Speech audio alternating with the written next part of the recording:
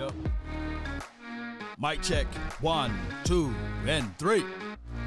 As the room fill up, be sure, and I mean just that, be sure, to smash upon the like button. The name is Law Nation. Mama said there'll be days just like this. Come on.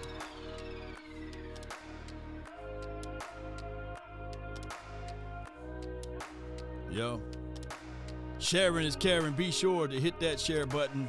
Let a friend or a neighbor know where to go when they want to tune in to Cowboys Sports Talk and beyond.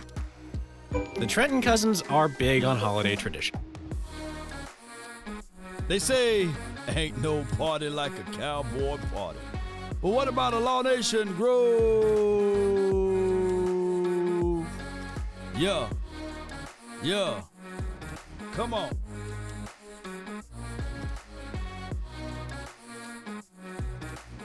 Five, 4, 3, 2.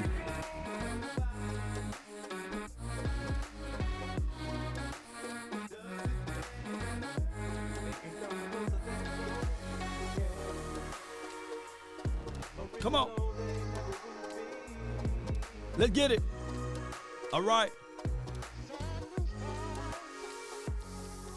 Good morning, good afternoon, and good evening to all of those who watch the episodes around the globe. My name is Law Nation. I really appreciate each and every last one of you all for tuning in. We're going to talk about the clear direction where the Cowboys are going. Of course, we're going to talk about a little bit about what Cam Newton had to say about Dak Prescott. Those are the news topics today, as well as some of the analysts around the globe are saying about this particular team. And let's not forget about Michael Parsons, because a lot of people may have forgot about him. But when we look back at everything, he's still that driving force on the defensive side of the coin. And I want people to understand that part of it. You know, in the NFL, it's no individual is more of a complete team. This is the most team-driven sport in all of sports, NFL football, meaning that you can have a Hall of Fame quarterback, but if you have a sloppy offensive line, that don't mean nothing, right? You can have a world-class, unbelievable wide receiver, and you can have the unbelievable quarterback, but if you don't have the offensive line, or if you don't have the defense, or if you can have the juggernaut of a defense, like you're seeing a little bit what the Jets are doing, but they don't have anything on the offensive side from a quarterback perspective. It don't mean anything. It don't mean anything. You can't win multiple games. So the NFL is a league where everyone have the same amount of money, right? And it's what you do with your money on how you set up things, and it's called the salary cap. So really, technically, all teams should be equal, right? But some teams may lean on paying more on their defensive side. Some teams may lean more on playing their quarterback or running back, etc. But it's to the team that know how to balance their books, right, and play these things out, and also play these things out. So pay these things out and play these things out. So those are the efficiencies there. And on top of that, just to add everything to the mix, you can have a great team on offense and defense and even special teams, right? Well, there was one time before, I believe it was the Chargers one year. They had the number one defense and the number one offense. I don't think they even made it to the playoffs. I don't think they made it to the playoff that year. It's crazy, huh? Those things can happen when you don't have coaching. Coaching matters. You got to have coaching. So just because you go buy the Ferrari, or I know some people that's watching right now that know how to drive perfectly, right? But you fool around and get them a stick shift, they can't pull up the driveway. They can't get it out of the first gear. And they like, man, give me the automatic, man. I don't know how to drive this, right? So just because you know how to do some things, it don't mean that it's equivalent to doing everything. And that's what we experience here for the last 20-some-odd years with the Cowboys, whereas we've seen teams like the Cowboys have 13 Pro Bowlers, have multitudes of good players or what have you, but missing coaching. right? We didn't have the necessary coach to get us over the hump. And then people will scoff and laugh at us, mock us, and make fun of us, poke at us, right? Spit upon us and all of those things, right? And we still will be talking about we them boys, baby. Ain't nobody calling us, man. Yeah. Let the room fill up. Oh, appreciate you, Chase. He said it was the 2010 Chargers. Appreciate you, Lisa. Thank you. Thank you on the Facebook. Emily, appreciate you. Thank all of y'all. So when you have a complete team like the Cowboys, now we've been through the burning fires or what have you. We came out on the other side of the burning sands or what have you. We are that team that when you look back at it, you got a coach by the name of Mike McCarthy who lifted up that Lombardi trophy from some degree of being a head coach. You got Dan Quinn on the defensive side who been tested, been tried, took an Atlanta Falcon team that was on the bottom of most people's mind, took them all the way to the Super Bowl, seen Matt Ryan get an MVP, right? And still ultimately been up. What was the final score? What was the score before half or something like 28-3? 28-3. Shout out to you, Lisa.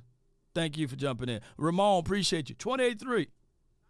And watched the Super Bowl slip through his hands. But he also been on teams like the Seattle Seahawks with a ring, right? So these guys got things that they need to prove, right?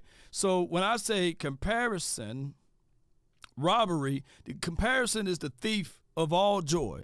Because what will happen here is you start looking at yourself and start looking at everybody else and say, well, when I was at this age, I was able to do that. Or when this guy was at this particular part of his life, he was able to excel there. And then when you look back at it, you sit back and say, man, I done fool around and didn't enjoy the moments that I was in because I stayed comparing myself to someone else. Who was like that in the chat, right? I was like that growing up. I stayed comparing myself to my brother and my older brother, and I was like, man, God dog, they had 3.8, 3.9 GPA. Man, I'm struggling to keep above 3.0, right? So sometimes when you look at things and you started to say to yourself, man, you start to discount the things that you accomplish. So there's a lot of people who's been into that situation. Right, Michael Backman says Quinn won a Super Bowl with the Seattle Seahawks, but not as a head coach there, right. But he's been tried through that particular fire, right. So that's just what it is. So on this Wednesday, as the room fill up, we're gonna get into the conversational piece when more and more people get in here before we go too far down this rabbit hole. Y'all all right? Yes, indeed. So we got a long way to go. Okay, so y'all hit that like, share this content. Sharing is caring. Baby, let's get it. Let's get it. Come on, y'all. I know y'all up in here. Come on, I know y'all up in here. Let's go. Here we go. Let's get it. Here we go. As the room fill all the way up. Come on, get on in here. I don't want to repeat myself. Repeating's por favor, all right? We don't want to do all of that. Yes, indeed. Shout out to you, Justin. I know. And shout out to you, Tanya. Appreciate you. So we all know that the Cowboys are, when you are doing something good, when you're doing something great, the first thing people would like to do and the enemy would like to do is tear it down. They like to point out things that you're not eligible to do or you're not able to do because that's what they try to do. They try to sully your success. Tell us who your favorite player. I got something that I want to pull up right quick. Bear with me, ladies and gentlemen, and I appreciate y'all. Shout out to JP Perry. Before we go into that, I want to say this, and we normally would have it out a little bit sooner, but, I had to make sure everything clear with the team because you know how nuances happens, right? Appreciate all of you all. For those who've been following the channel for the last few weeks, you guys know we've been spotlighting my guy Jax. Jax is a guy who's fighting through terminal cancer, and we all know that God got the final say. And he was talking about and expounding upon who is his favorite player, and he said that Dak Prescott is. And 2 Live Craig, salute to him for being able to get Jax into the mix. So you guys going to hear me continuously talk about Jax throughout this year and beyond, because he got a story to tell, right? He's a fighter. He's a warrior. He got the warrior's mentality. He's like, Spartans! Prepare for it. Prepare for glory. And that's just who he is.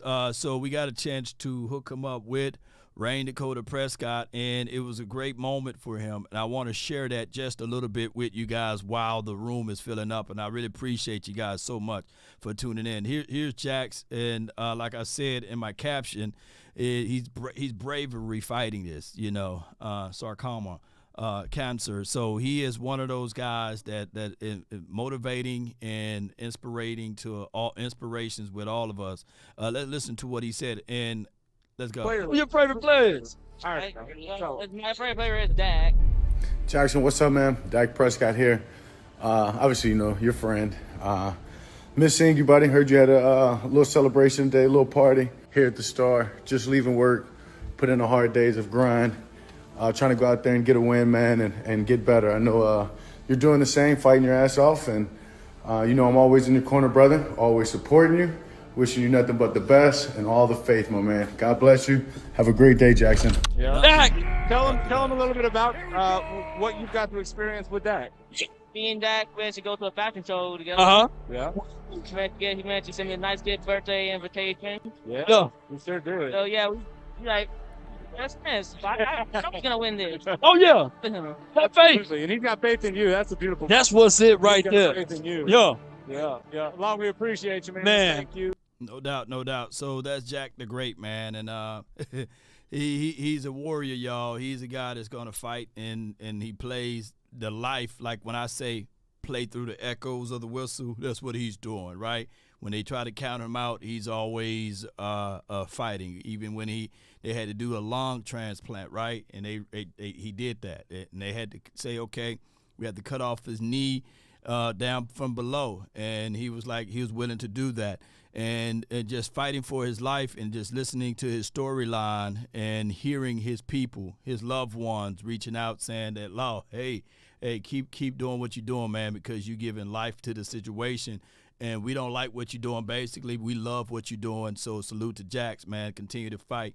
And you have more and more dates of trying to see what they can do at this point. So appreciate y'all. I see you. New media, appreciate you, man. So with that being said, ladies and gentlemen, there was some information out there. Let me see if I can get to it about what we said about this particular team, Dak Prescott in general, right?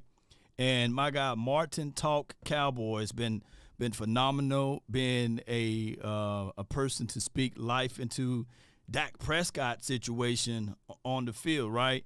And he got this excerpt from former Eagles guy, Chris Long. Y'all remember Howie Long? He's the son of Howie Long, I believe, yes. And he's giving Dak Prescott his flowers. Who's old enough to remember just a couple days ago, I said that, who is the new Dak Prescott? Justin Herbert. He's the new Dak Prescott. Justin Herbert got good numbers this year, y'all. But for right now, Jay Herb, you looking at Jay Herb and sitting there like, hey, why he can't win the big games? Why they keep having close games? What's going on with that? Those are things that a lot of people got their eyeballs almost poking out of their face with. And I want to shed light onto this right here. And appreciate y'all so much, and I thank y'all for tuning in. Let's listen to this right quick. For an old NFL guy that we made fun of, and Kellen Moore is the next head coach, and the whole thing, the Chargers' offense has floundered. It got even worse, and Dallas has gotten better offensively, and it looks like Dak's really comfortable. And that throw at the end of the game where Sweat actually won a rush and he was bearing down on him, and the game at this point is in hand, but that throw down the left sideline is where me and Nolan turned to each other. And I've been on the other side of this thing, and Nolan, being a Philly guy, he's like, Dak's Dak. We turn and he's like, Dak's not Dak right now. This is new Dak. There's not a guy that I could be happier for on another team playing well. Take the Cowboys thing out of it, because whether you're an Eagles fan or not, I really respect this dude. I've been around him. I played against him. Watching him lead that team against the Seahawks, I kind of got chills because when he had them in the huddle, it's not fake talk. He's really applying leadership skills in that huddle and on that sideline. And I think, I can't say enough about how well he's played. For an old NFL. Man, I can't make this stuff up, y'all. And it's good to see. The best thing as an analyst or as a content creator, ladies and gentlemen, is for you to have an independent thought, right?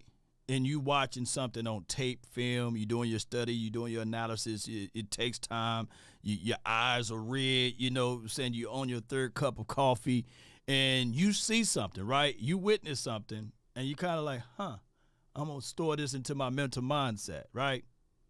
And then like 2-3 days later or that same day, boss will hit you up and say, hey, did you check this out?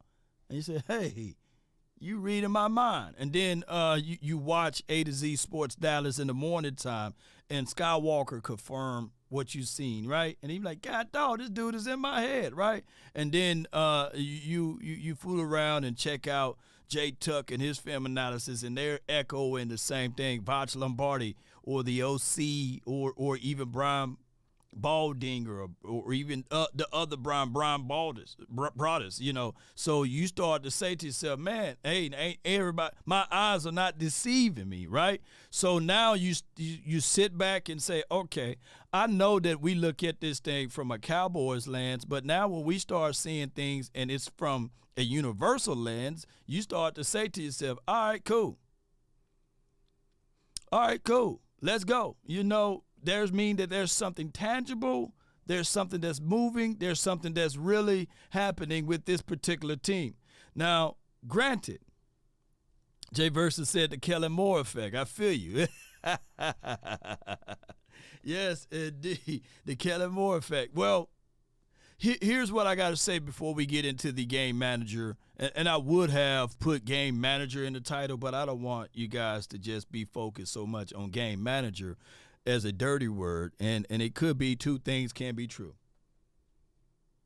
Come on, y'all. Y'all know what I'm saying. Two things can be true. Two things can be true.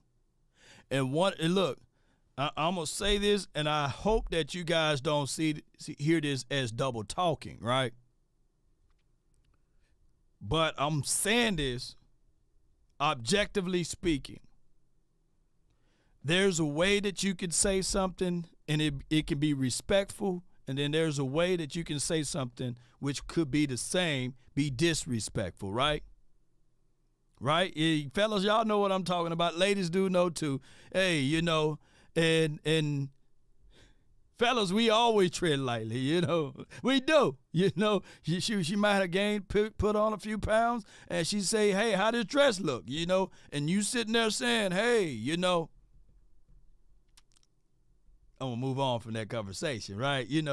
Hey, but you can also say that, hey, that's not the choice. That's not the selection for tonight, right? But you can also move into the situation and say, let's go pick out something else. You don't have to say, well, God, dog, bam, hey, Kool-Aid. That's a red dress. You can be disrespectful to a degree. And on top of that, when you start to talk about other things as it relates to your friend or your compatriot, and you want to be nice to them, you want to let them know, hey, you got something in your teeth. Hey, you really need this gum. And they sitting there saying, hey, man, I don't need no gum. Nah, dog, you really need this gum.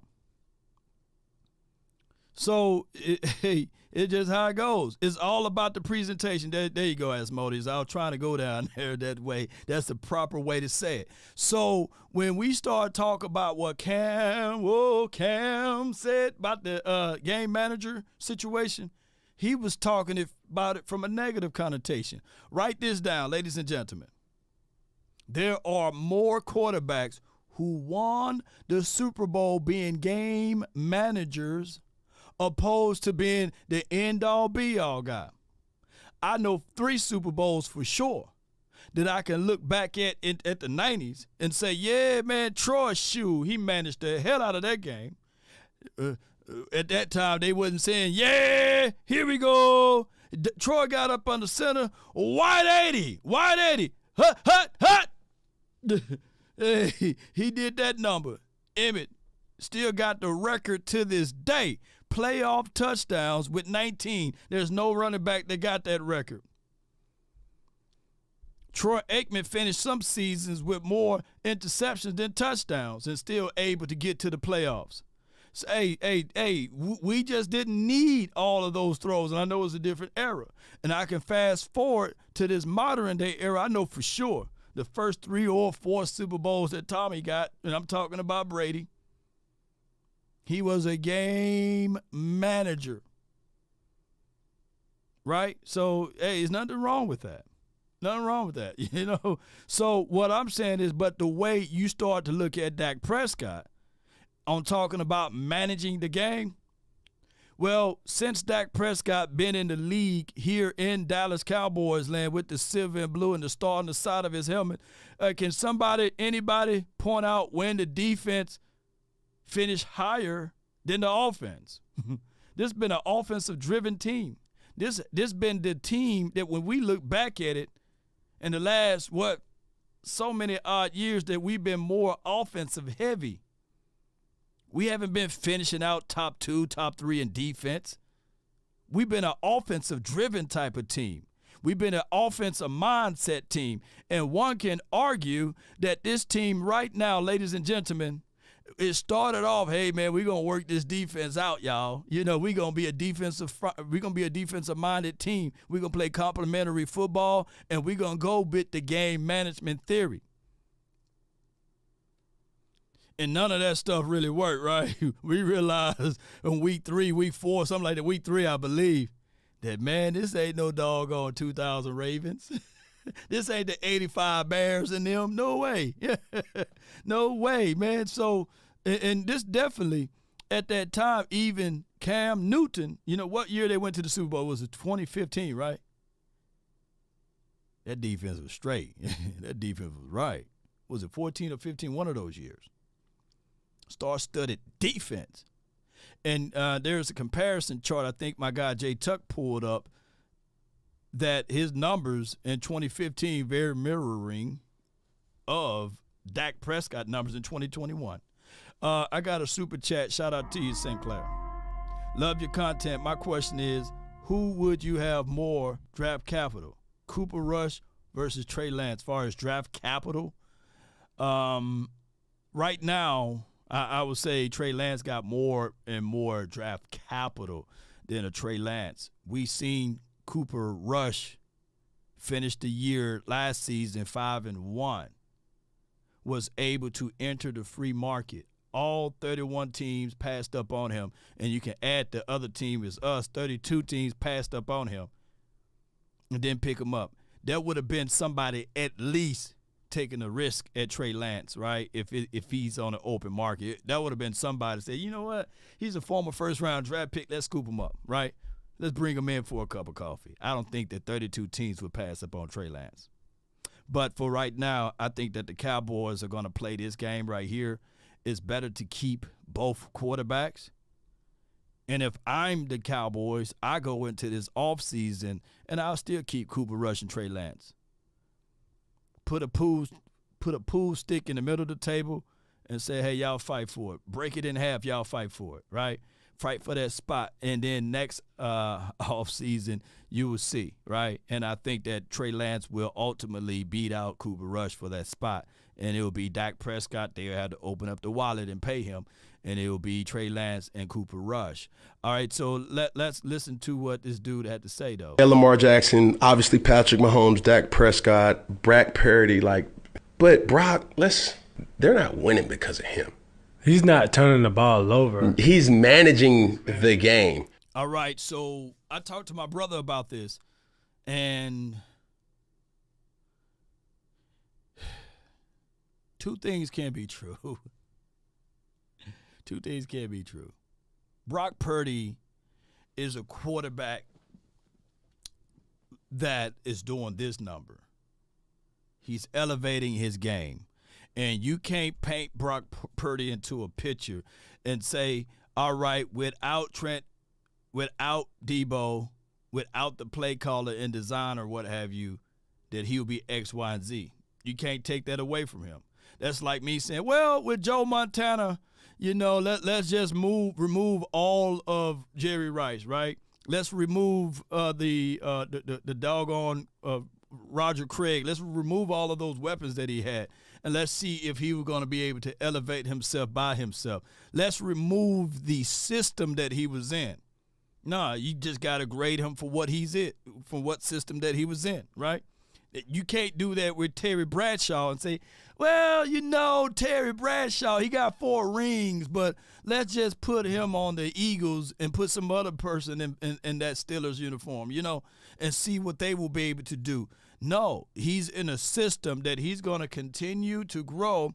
And what my brother take was on this is that, yes, of course, Brock Purdy is managing the game. And, of course, you can see a force multiplier in CMC. If it's any player that I've been wrong at for the last 2 years, been CMC. I was flat out wrong. I can admit it. I was wrong. Law, shame yourself, man. You were wrong about CMC. Yeah. I was wrong. Yeah, I admit it. I'm the only YouTuber probably that will admit it. Shame. I admit it. Shame. What are you admitting to, Law? Well, I said, from my mouth, I said, shoot, my guy Tony Pollard is just as explosive, and to me, he is better than CMC. God dog, I was wrong. God dog. Shame. Shame. Or was I right? You know what I'm saying? I don't know. I don't know if I was right or wrong, but 9 times out of 10, hey, my guy Tony Pollard is not CMC. Close your eyes right quick for a few seconds and imagine CMC on this team. Somebody said, play the button, look. Riggs! Oh, and give me the shame. Can we do it at the same time? Shame. Riggs! Where you at? Shame. Why you shaming and rigging you? Shame. I'm getting too old for this stuff, man. But I was wrong, Riggs!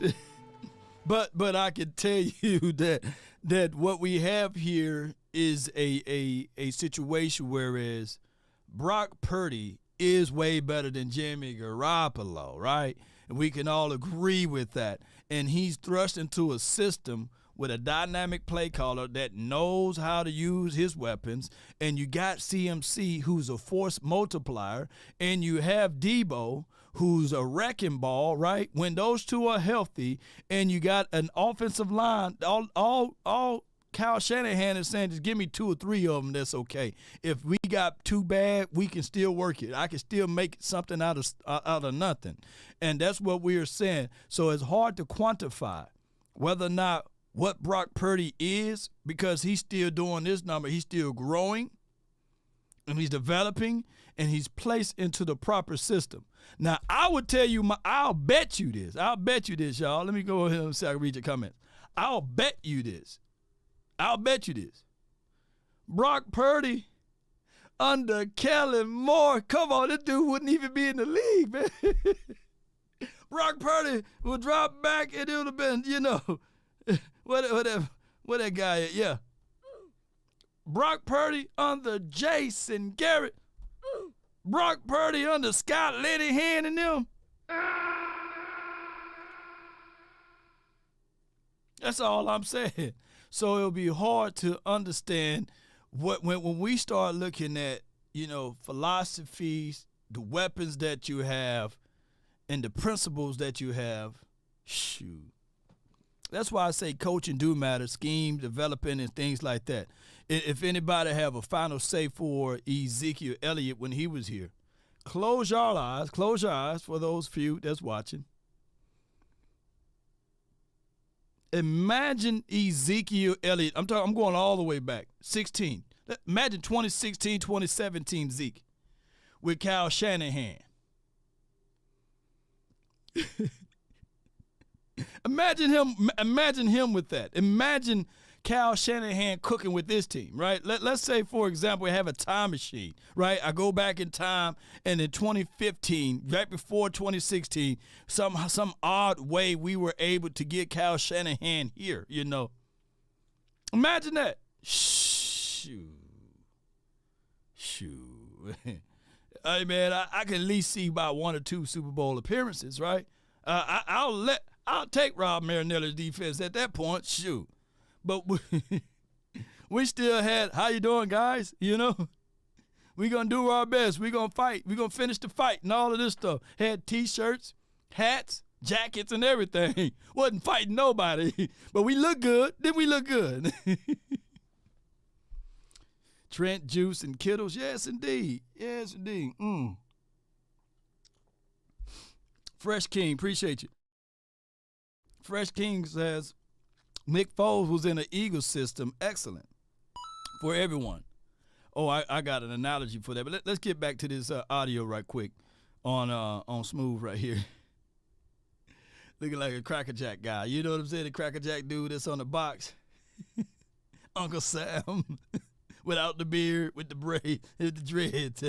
Well, where did he be dressing himself at? You know? I can't make this stuff up. And if we were to put that in its own right as game managers, Brock Purdy, Tua Tagovailoa, Jared Goff. And really, I give him Goff to a degree.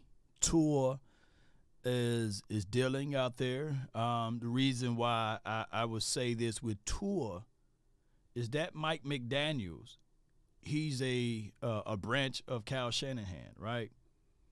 Mike McDaniels, shoot, he can draft and carve up some plays, man, that you'll be sitting there like, oh, my God, this is a good play. Oh, I'm going to have to take that one. Ooh, can I just borrow that one right there? Mike, let me get that play right there. You look at some of his play design, and you say, I'm going to keep some of that. And one thing I will love to tell y'all is that I see Mike McCarthy taking some of that stuff. Mike McCarthy ain't no shame in his game. I seen the same, and when I seen the 49ers do that they take the slot receiver and they move in the backfield and then they orbital motion him around the doggone running back and move to the flat. I said, yeah, I seen that play. Oh, hey, Mike got that from the 49ers. Hey, I like Mike, you know, or there ain't nothing wrong with doing a little borrowing. Just don't give it back. Just don't give it back. DeAndre, man, a.k.a. Mr. 316, what's good with you, man?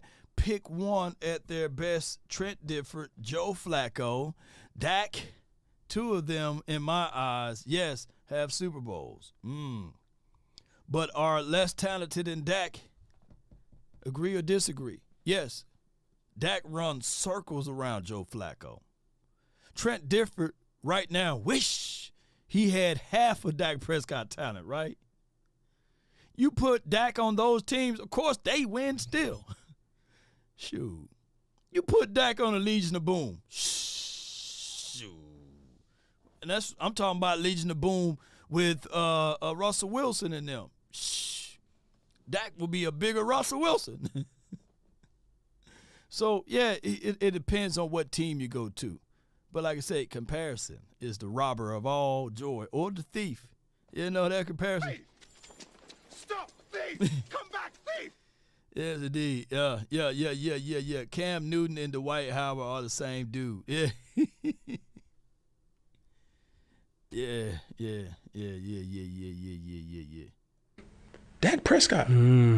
These are game managers. They're not difference makers. And when you say game manager, I'm not asking you to go out and win the game. I'm just asking you not to lose. Not to lose the game. Listen, motherfucker, I don't give a damn what you do. You don't have to score every time. You just don't have to throw a pick every time either. If we're going to really call a spade, a game manager is different than a game changer.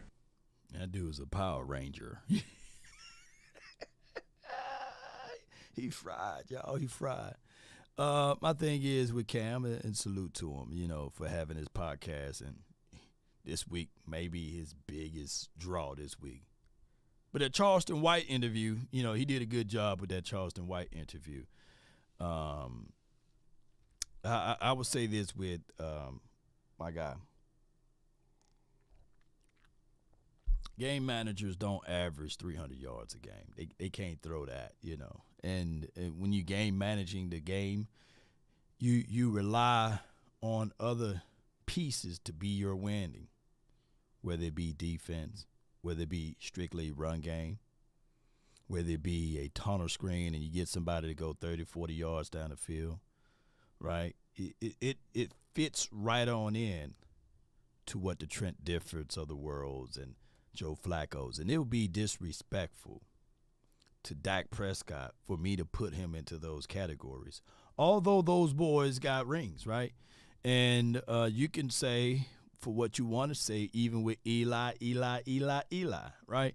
That defense was phenomenal for them, right? And the one time that they did get hot in the playoffs, they were able to do that twice. And they got 2 rings out of it. But I don't think that you can literally put any quarterback in that system and they would have won a Super Bowl. Eli was a wild card guy that would close his eyes and throw the football and say, Allah, somebody down there. You know what I'm saying? A game manager would never close his eyes and say, Elohim, just throw the ball and start praying. So that's what old boy was able to do. And he got 2 rings out of it, right? But a game manager managed the game like Big Ben Roethlisberger did when he won his first 2 Super Bowl rings. A game manager managed the game like the Legion of Boom quarterback Russell Wilson, who averaged, look it up, I can't make this stuff up, I think it's 189 yards a game. They didn't need for him to do anything. Now, what we used to say here in Cowboys land is that we wanted Dak Prescott to manage the game. Those are 2 different things. We wanted him to. We wanted this team to say, stop fighting. Let's put a team. How many of us was talking about, let's put a team around Dak? Let's go elevate this defense. Let's stop fighting. We would get something new, and the first thing Cowboys are conditioned to do is to take away. We were the only team that when we start building, hey, man, take that away. Hey, man, we don't need Amari Cooper now. We got CD in them. I mean, we don't need Ezekiel. We got Tony Pollard. We were the only team in the National Football League that will fight each other over our players. We will fight each other and say, hey, man, we don't need this edge rusher. We got D-Law. We didn't want to build and stack things on top of each other. But something changed in 2020. We started to say, okay, let's start building. Let's go get some players that can be compatible with each other, right? Man, how many years we wasted with J.J. Wilcox, man? We went out there with the same product. J.J. Wilcox. How many years we kept Jeff Heath on this team, man? Those are starters. I can't make this stuff up. Jeff Heath right now won't even be able to be the water boy on this team. And shout out to my guy Jeff Heath too, by the way. No offense to you, man. How many years? Come on, man. We would fight each other, man, we'll keep the same guy over and over again. So that little episode we had with DeMonte KZ in the old regime, DeMonte KZ will still be out there on the field. I can't make this stuff up. Mike McCarthy has a chip on his shoulder about how things ended in Green Bay. He's in his bag. Hey, man, Sidney, you ain't lying, dog. You are not lying, bro.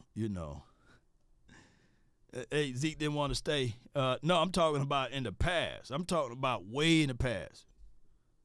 Yeah, Zeke wanted the money. I ain't talking about Zeke now. I'm talking about old Zeke. On how the fan base, it was always the great divide here. It was always in every single category in groupings in the Cowboys world, it was always a great divide here. And it's still some to that degree here. Shout out to Keith Davis, man. Yeah, Keith Davis was a dog. That's the only dude that I know that got shot, 4 or 5 times, and still out there, bro. Shout out to him. And on top of that, this is what he's really mad about. Shout out to Dove, who got this conversation of peace on Lockjam. When's the last time a team called you about playing? 2 years. Oh, 2 years. Yeah. Now, did you reach out to any team? Have you? When you good, they would chase you. On the open market, when you find like wine, they would chase you. the people talk about, well, let me just use Beyonce, for example. The moment Jay-Z and Beyonce break up, split up, you know, Hov, I ain't talking about that, though, but I'm just saying, I'm just using this as an example. There'll be 4 or 5 Tyrones right there knocking at the door. Hey, I can pay all of those bills. Come on, you know. Hey, I can pay them bills, you know. You know, they will be chasing, they'll be knocking at her door, beating down that door. Hey, you know, I got a big ego too, you know. There'll be people, when you are good at something, truth be told right here, even for those who looking for jobs or what have you, when you are good at something, they'll find you. How many people that's in the chat right now, when you're good at your job, you don't even have to submit your resume. They'll come knocking at the door, ain't that right, James Simmons? They say, hey, James, man, I heard, man, that you out here and we would like to offer you this job. Yeah, man, we would like to offer you this job. Yeah, I know we can only pay you $158,000 a year, but, you know, we heard so many great things about you that you don't even have to apply. Hey, you know, when you are good at something, when you are great at something, you don't have to fill out no resume. They'll come find you. They'll have you suited up, booted up right into their network. And then when you are great at something, you got multiple options. You got multiple options. You are being chased.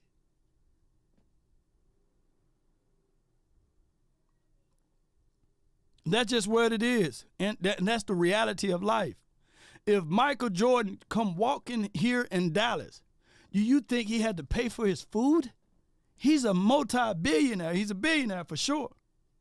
You think Michael Jordan have to pay for his car? No. He walk in, he'll say, hey, BMW dealership, I want that one. Oh, shoot, that's MJ. Hey, man, what color you want? Hey, I want it red, you know. And I want a interior to be purple with a Q-Dog sign in the middle. Okay, we'll have it out by tomorrow. And then he drives off, and somebody who's working hard, busting their chops, they sit and say, hey, man, I want that red car with the same thing. They say, yeah, man, we would like to give that to you, but you ain't MJ. And what we're going to do is, MJ is the, hey, come buy a car from us. This is where MJ bought his car from. I know that's true because I'm getting a little bit of that on a lower level. And I ain't even MJ, you know. I'm sitting here at the location trying to go get me a drink. Lord, you Law Nation, your money is not good here. Wait a minute. My money's not good here? Yes, the gentleman way over there paid for your drinks. The lady over there paid for your food. And I'm Law Nation. I can only imagine if I was MJ. You reached out or your agent? Like the Browns when, you know, you had Watson going down. Or the Jets. Did you reach out, your agent? No. No interest? A lot of interest, but no. You want them to call you, not the other way around? I know it doesn't matter how many times you call. If they don't want you, they're not. So at the end of the day, I've known the NFL to do and be very intentional in what they do. It's no manipulation. It's no swaying. It doesn't matter if I call them. If they don't want me, it's still going to be okay. But why are you not playing? You're 34. I don't know. Oh, he know why. Now, come on now. When you good, they'll find you, man. I'll never forget, and especially when you do good things, blessings follow you, you know. I'm old enough to remember Vinny Testaverde. I mean, Bill Parcells like, well, I'm going to call Vinny Testaverde. He knows my system. I'm like, come on, man, leave him alone, man. Vinny Testaverde, man, he was old, man, and they called him out of the nursing home. They, hey, Vinny and them, come on over here. Vinny, come on, we need for you to be the quarterback for the Cowboys. Hey, Quincy on that stuff again, you know. Salute to you, Quincy, man. I didn't mean to throw your name out there like that. But, hey, when you good at something, man, when you great at something, it don't matter how old you are or how bad. They know they can get at least 1 or 2 games, you know. This dude 34, man, when I was 34, I was still running 4.3 something. I'm playing with y'all. When you 34, you only about 3 years older than Dak. Come on, man. You supposed to still be getting calls, man. They supposed to be hitting you up. Vinny was like 40 years at the time, man. Come on. Yeah, Trip Aces. You haven't been told that injuries, what? Mr. Dan. Hey, Dan Patrick is slapping. He's beating the brakes off of Cam Newton, old school wise. You know what I'm saying? You know, he just old school beating the brakes off of Cam. And he just beating him up so bad. You know, Cam right now, his inner voice right now is doing this.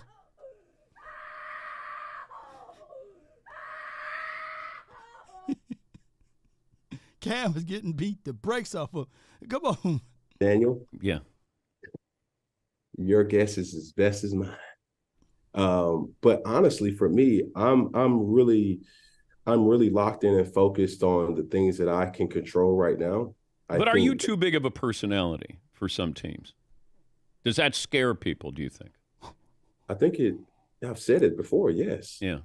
What do you say to a Dak Prescott? What do you say to a Derek Carr? What do you say to a healthy Deshaun Watson? What do you say to, at that particular point in time, Zach Wilson, Cam Newton's coming in town? You don't say anything. Hey, you the third or backup quarterback. That's what you say to you. Law, do you have any truth to that? Mac Jones, who? Mac Jones. Did Mac Jones beat him out, or was it political game or politics? I'm not trying to beat up Cam Newton, but sometimes you got to understand, yes, you at one point in time was an MVP guy and took your team to the Super Bowl, and you did the basketball with the football thing, and we all know what happened after that. You know, dive on the ground and never been the same, right? He had a few resurgence after that Super Bowl, but I'm not finna be the person that would take a dump on you. I think that Cam Newton at some point, in one point of his time, he was a real good player. Come on, man. Come on, y'all be real with it, man. He took a guy named Funches and Benjamin with tiny hands to the Super Bowl, right? Jeremiah Crotchig or whoever that dude named. He had no names out there that he was throwing the ball to. And for all of the Eagles fans talking about, yeah, man, Cam Newton just look like Jalen Hurts. No. If you give prime Cam Newton, A.J. Brown, and Smitty, shoot, they win that. They blow the doggone Broncos out. Yes, indeed, they'll blow the doggone Broncos out, man. But Cam Newton got in his own way, wearing those Medea hats and Medea uniforms and looking all crazy, saying nonsense stuff. Hey, some people say he too woke, man. He need to go to sleep if you want to play this game. But that was a real big fall off for Cam. Real big fall off. Oh, he had Ted Ginn Jr. too. Ted Ginn was nice for a quick second. But that was older Ted Ginn, wasn't it? Shoot. Cam. He better be still doing that podcast. But by all means, we want you to be the best version of yourself. Well, the backup quarterback can't be a bigger, more popular than the starting quarterback. Like Tim Tebow, it's hard to bring in Tebow, I always thought, because he's going to get so much attention and he's not going to be playing. Yeah. But you're a better quarterback in the NFL. He put some icing on it. Oh, my God, DP, man. Come on, Dan. Man, why you had to do that, man, like that? Come on, man. All I ask. Come on, man. He roasting old Cam over there, man. That's discretionary to the viewer. No, that's real. Hey, man. Why you got beat up by old boy like that? It's an evil world we live in. Come on, man. Come on, Cam. Come on, man. I thought you had a little bit more fight in you today. Shame. Riggs! Shame.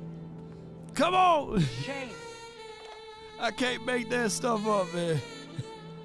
He got beat out with Cam still losing, y'all. Riggs, I can't make this stuff up. He got bodied by a senior citizen. Hey, to be fair, you know, this dude been in that lane of podcasting for a long time, man. So check out DP's podcast, man. Everybody's inspired to be somewhat like him when they get to that age, though, by the way. Real dope concept, though. But by the way, it's just crazy. It's just crazy, man. Woo! Hey, Cowboys are the underdogs. We finally the underdogs again, y'all. We only got 3 people rocking with us, you know. So we the underdog. I like being the underdog, by the way. I think that we got unfinished business. I said TCB, SOB. And guess what? We got unfinished business with these boys on how they did us on one Thanksgiving Day. They're eating turkeys and everything on the sidelines, doing the Dak dance and everything. And I was very upset in that game, you know. So we're going to have to take care of business against those boys, those Bills. This matchup, to me personally, I would say this. I still have a weird feeling with running quarterbacks, right? And not saying that Josh Allen is only a running quarterback. He is Cam Newton type of running quarterback. He can still throw that ball and sling it all the way around the field. And he got guys, man, that can take the top off the defense. I like the Shakir kid. I do like the fact that you got Stephon Diggs there. That's a nuanced route runner. And I'm thinking real hard on how I'm going to play and match that up. Do I keep my safety over the top on one side, and do I play man-to-man? Because we're going to do that. We're going to do that. Also, if this was any other team, if everything was inverse all week, they'll be talking about, you know, the return of Gilly. Gilly started his career with the Buffalo Bills, right? So this is a home game for him. He knows the area, and if you want to get a lick back on the Buffalo Bills, hey, he can try it, right? If you go way back into the mindset there. We got Choctaw said it's turf. Yeah, it's a turf field. Yeah. So they play more aggressive. They are a physical team, but they are a team that will give you an opportunity to make your business out there on the field. I think there should be an opportunity for Bland to get his hand on the ball. There should be an opportunity for Gilly. We're just going to have to continue to deliver pressure, make them one-dimensional, and if we can force those boys to throw the ball, then that'll be a plus for us, man. My guy Scott sent me something. Appreciate you, Fram. Appreciate you just text me something. He says, is Dak Prescott or Josh Allen more trustworthy? Dak Prescott is by far more trustworthy. I'm not finna click on that. You know, speak for yourself. You know, speak. I'm not finna click on that. No. Shout out to you, Lunar Love. Appreciate you. She says good night. All right, so let's get into this. We would talk about this, but we had the return of my guy, Lord Brunson. And he says Dak Prescott is balling. He's the greatest game manager in NFL. There's nothing wrong with it. All right, so shout out to my guy, Lord Brunson. But my guy, Cowboys Fan Talk Rome, he sent this out. And this is only quick. It's only 1 minute. And I know we done passed the Eagles, but we're going to talk about this right quick. NBCSportsPhiladelphia.com by Reuben Frank. And Reuben talked about the slow starts. And the slow starts, you know, it's one thing to say it. It's another thing to really dive into it. So let me throw some things at you, Tone. They've started slowly. They've trailed the half in 6 straight games. Okay. Jalen Hurts has 0 touchdown passes in the first half the last 5 weeks. Did you realize that? Did y'all realize that? I don't have to play the rest of it. Who is managing who over there then, you know? My guy, Rome be out there. He be rib checking folks, man. Hey, he said Jalen Hurts haven't thrown a touchdown pass in the first half in the last 5 weeks. Ooh. I don't have to play the rest of that. All right, so let's play this, though. My guy Martin talk Cowboys, man. Do more, but it is about him feeling comfortable. And I think consistent in the story of the season is the story that Hawk started us off with. They're getting better. And that suggests that they're getting more comfortable with each other and in this offense. If you remember back to some of the most painful interceptions that Dak threw last year, it was a couple inches off here or there. And the difference between the West Coast offense and what they were doing last year is they had a lot more latitude to make decisions about breaks and cuts and what window to go to. This is very different. It's like you need to be here, right there, at this particular time. And Dak Prescott, I think one of his strengths is intelligence. Like, he is one of the best players when it comes to getting to the line of scrimmage, pre-snap, understanding what you're going to see. And if you take that pressure off of him, if he can figure out, all right, I see this, you see this. That means at this moment, I'm going to do that. It makes it a lot easier for him than trying to read through the play and say, all right, if this isn't open, then switch to here and find that. No, you know it's going to be open. Think about this. Think about the issues that Intelligence, man. So many people will look at this and say, yeah, and shout out to my guy Trip Aces. He broke down. He says game managers can't run outside the pocket. They don't make the great throws, aka checkdowns, or throw it away. They just don't make the interception. They try not to throw the interceptions. Dak Prescott is a game changer. I got this for you, Trip Aces, and you're right. Dak Prescott is a game changer. I love this movie. I don't say used to, but I still love this movie. It's called I, Robot. In the beginning of that movie, I'm a very big movie buff guy, right? You know, I love I, Robot. Will Smith played in that movie. Real good movie. In the beginning of that movie, there was a car wreck. Will Smith was a young detective at the time. And in that car wreck, the car flipped over and fell into this water. The robot dove into the water to save him. But there, in the other vehicle, there was a little lady, a little girl that was drowning. And the robot made the calculated decision because of the expectations of saving life would be more of a higher percentage than to save Will Smith opposed to saving the young girl. So the robot dove in there and pulled Will Smith out and let the young girl drown because of analytics. You see, the robot is designed to be the game manager. He's just trying to save a life. He's not looking at the total risk of it all. You see, the game changer would have said, you know what? Will Smith is an able-bodied man. He's an older guy.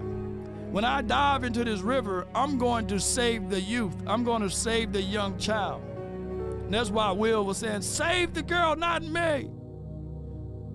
Save her. And he grew up throughout that entirety of the movie hating the robot, despising the robot because they had no brain. They calculated everything. So what I'm saying here, ladies and gentlemen, is that the Dallas Cowboys got them a game changer, a quarterback that's willing to take the safe throws as well as when pressure is there to escape and evade, to also take the deep pass, to also take the calculated risk, to throw that ball. Who's old enough to remember that pass that he missiled in to Jake Ferguson? A game manager would never. He would have said, no, that pass right there, for me to fit that ball in between that tight window is too risky. I'm going to dump it off to Tony Pollard. I'm going to take the sack. I'm going to slide. I'm going to throw the ball away. Smith said, save her. Yeah, save her. It's a real good movie. Somebody said, man, I'm going to eat my oodles and noodles and watch I, Robot tonight. Hey, for those who watch I, Robot, what are the 3 laws, baby? Ooh, they got laws in that movie. What are the 3 laws? Y'all put it down in the chat. Y'all put down the 3 laws. Yeah. The Chiefs have had with Patrick Mahomes. And the receivers not being on the same page at the same moment, right? Just a little bit, like the depth of route, where they're and how complicated it feels for the best in the world to do it. That is what has been eliminated in Dallas. Everybody is seeing it the same way. Everybody's expected to be in the same place, the right time, and that's how their offense is going. Does that add up to more success in the postseason, which is when this will really matter? Absolutely. And you're seeing that trajectory that these guys are talking about. If you go back to that Cardinals game, Brandon Cooks and Dak Prescott specifically, because their connection, we talk about CeeDee Lamb, he's been amazing. Ferguson has come on, but Brandon Cooks has been the reason why defenses have to play them honest. Right. And in that game, there are quick game throws that Dak Prescott is double clutching. There are times he's expecting Brandon Cooks to sit down in zone and he's running through it, but so very clearly not having the detail that Neek is talking about. This offense goes down to the steps, and the reason why he feels so confident that even if you're not in that timing, he can get out of the pocket and know that those routes are going to be in a certain place, and he's still making those plays down the field. No doubt. Oh, man, they crushing it on Get Up. I'm gonna tell y'all this though. Out of all of the shows, like, granted, we understand 3-ladder, 4-ladder network is all entertainment, baby. Can we argue that Get Up is probably the best one, right? At least when you got Dominique and then you got, sometimes with Ryan jump in and fill in. So you got to at least say Get Up is one of the better ones, right? I mean, I don't know if y'all watch the other ones, but Get Up got to be one of the better ones, right? Right? All right, so let's listen to this one right here. This year, and if so, why? Absolutely. It's completely different because the offense is taking steps, leaps and bounds above where they were a year. Let me tell y'all this. I'm read the caption. Concept driven, precision driven. Write those words down. Write those words A year ago, and it's because Mike McCarthy and the way that he's deployed this West Coast offense. They came into the offseason, they called it the Texas Coast because it was like a mix of what they were doing and the traditional West Coast. There is so much detail and so many nuances that they've been able to implement as an offense that has allowed Dak Prescott to play loose. And that's not even just from last year. That's from the beginning of this season when they were still trying to figure it out and we were still questioning, can Dak take that next step? Well, now his approval ratings are higher than midday naps because he is now playing with looseness and he doesn't have all the pressure on him. Previously, he would have to roll out there and find the plays. So if he had a throw, it wasn't there, he forced it, it caused those turnovers. Now, he knows there's answers to the test by staying within the system, and he's now playing the best football we've seen in his career. Explain it, Jeff, for someone who... No doubt. When you got the ability to have concepts. For example, we went over this play the other day, right, with Brian Baldinger. When we had a obvious clear out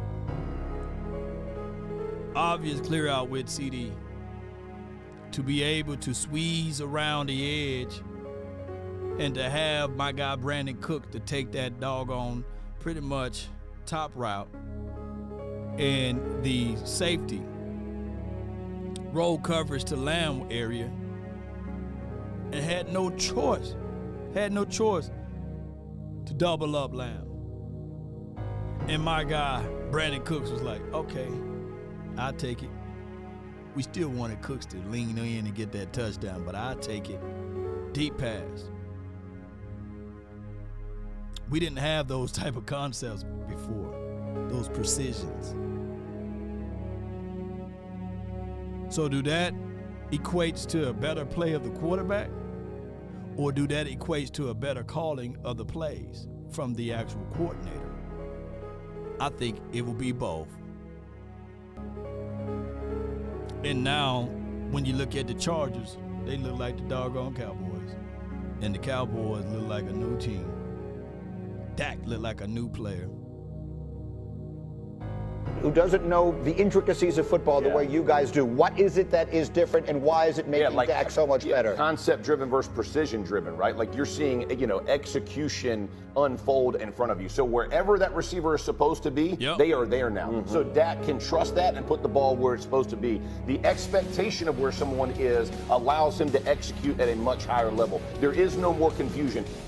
Compare this to like where Patrick Mahomes and the Chiefs are, where receivers are running weird routes, not getting to where they're supposed to. The best in the world. He's clutching the ball. He's not delivering it. You see the confidence that everybody is playing with in Dallas, and it allows that offense to open up. I'm just telling you from a growth perspective for Dak, having this precise offense will unleash him and allow him to use all of his tools in his game. Hearing you guys talk and thinking about what we saw from them last year, because they were great on offense last year too, and seeing what we see from them this year, what I've noticed is last year it felt like they were game planning for every game specifically, where it's like, all right, we know where we're going to go. We know how we're going to attack this team, which is nice. It's a nice thing to do when you have a smart coach and a smart quarterback, but it's different when you have a team that is so good that you're like, we're going to do what we do.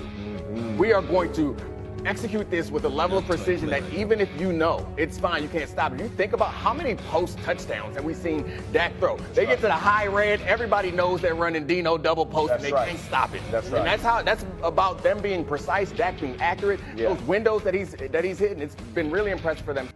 Been very impressive. And I do like the argument from people saying, hey, man, it's not Dak Prescott's first year doing this, man. He been doing this. But now he's doing it with a doggone concept. Principle. D-Shift, appreciate you. Where could we be if Mike would have called the plays in 2021?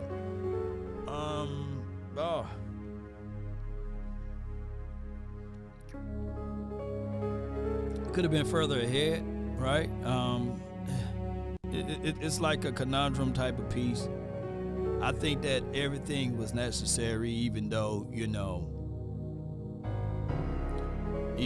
didn't win it all in 2021. Everything was necessary. 2021 had to piss Mike off in order to be who he is now. Because at the end of 2021, Mike McCarthy said, because Jerry Jones was talking his stuff, right? And Mike McCarthy said, hey, I've been to a Super Bowl before. I won multiple playoff games before. It pissed him off just enough to really dial in even more. So sometimes, a kick in the stomach or in the face can get you rejuvenated and get your mind focused.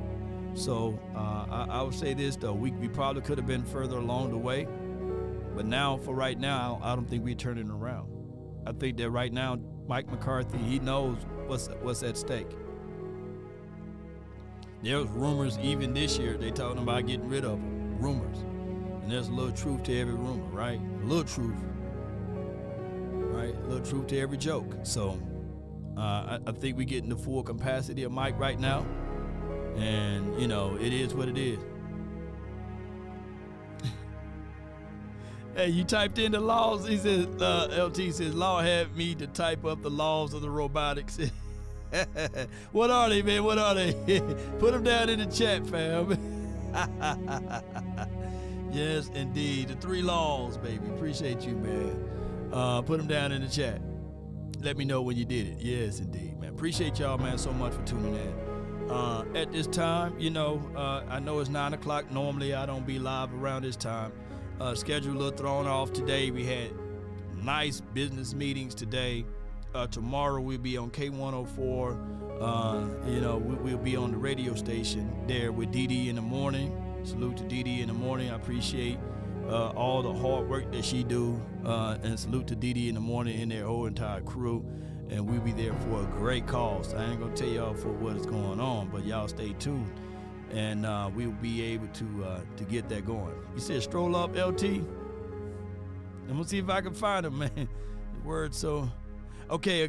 A robot must protect its own existence as long as such protection does not conflict with the first or the second law. Yes, indeed, man. Appreciate you. Those are the laws right there, the 3 laws, man. Appreciate you, man. I'm gonna pin it to the top. Appreciate you. Yes, indeed. Appreciate you, Dave. You typed the laws in too. Appreciate you. Appreciate y'all, man. Appreciate y'all. Let's do this. I got a few minutes here. We'll try to do this right here.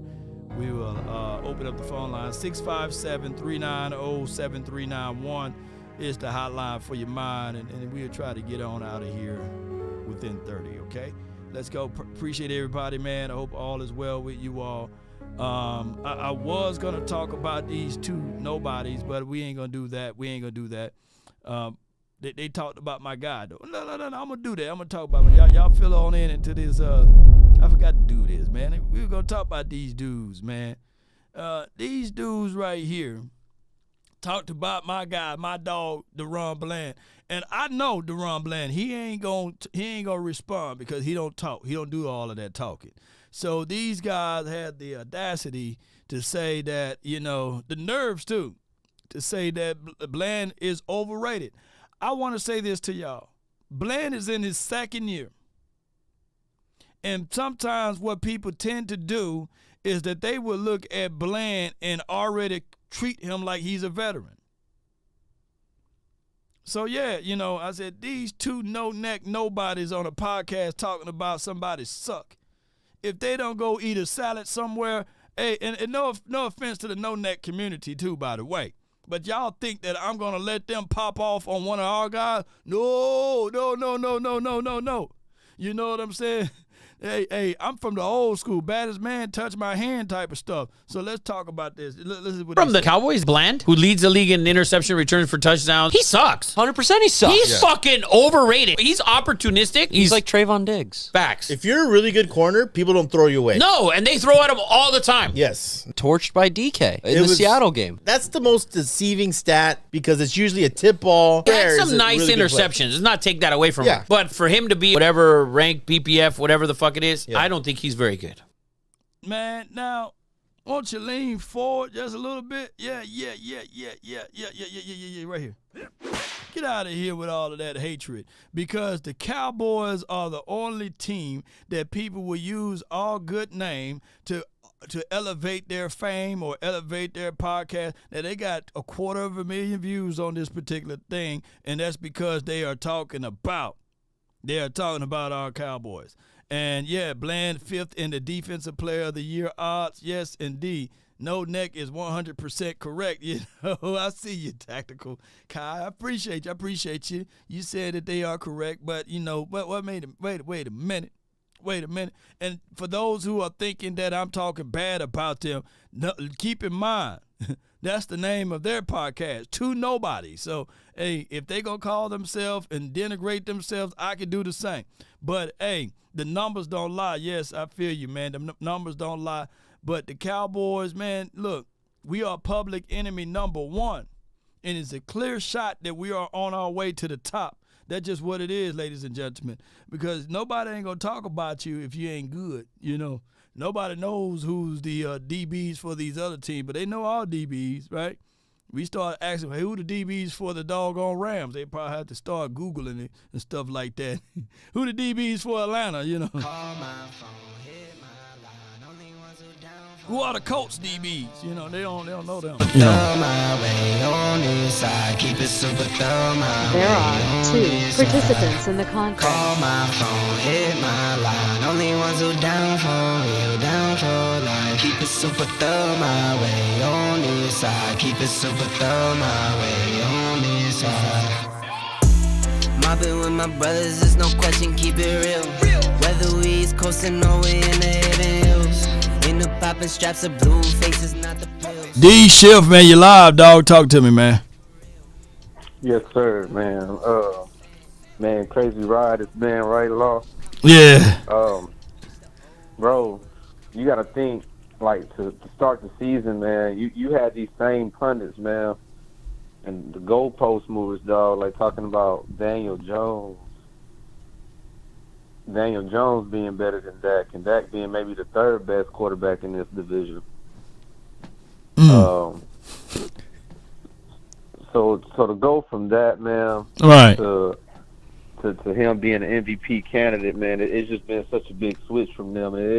it took them off guard, you know. Yeah. I guess it's hard to like take accountability, and then you know, so it's just never like it's never a recognition of them understanding like, you know, what's going on. And I was hearing them talking about like Jalen Hurts, right?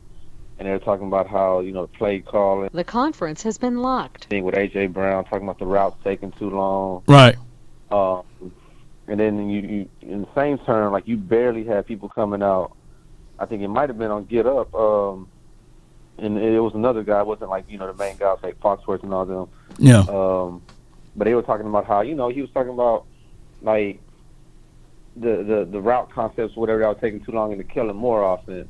Right. So just the same things you ignore from us, you know, you trying to ask for us for our understanding. Like, so bump all that law. Man, I ain't trying to understand all these excuses that they're trying to use for Hurts and how Josh Allen can lead the league in interceptions and turnovers or be at the top consistently. The conference has been unlocked. I just want to tap in with you, man. I'm going to let you get to the other callers, man. And how about them Cowboys? How about them, D-Ship? Appreciate you, man. Thanks for calling in. So, yeah, I mean, they continue to move the goalposts. And I do know and I do understand the system, right? And like I was telling my brother the other day, I was like, man, you know, even Justin Fields, let's say, for example, the Niners were to draft Justin Fields over Trey Lance, right? And Justin Fields stayed healthy in that system, Justin Fields probably would be viewed differently, right? So it's all depending on what system you go to and how you perform at your system and the route concepts. And what we're looking at now is the system that's now put into place with what Dak Prescott is in. We're seeing a better Dak Prescott. Dak Prescott already had the talent, but sometimes the talent don't match the system on where you plan. And running 4 curls and 4 hooks and not being able to do certain things, it goes all the way back to my analogy of when you making $45,000 to maybe $80,000 a year, and you had your friend to do your taxes for you growing up, or what have you, Pookie and Ray and them, they doing your taxes, and they do the best that they can do.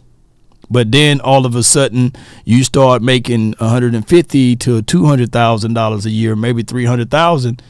They just don't know how to do those taxes anymore because it's more complex. It's more things that you have to do in those particular situations.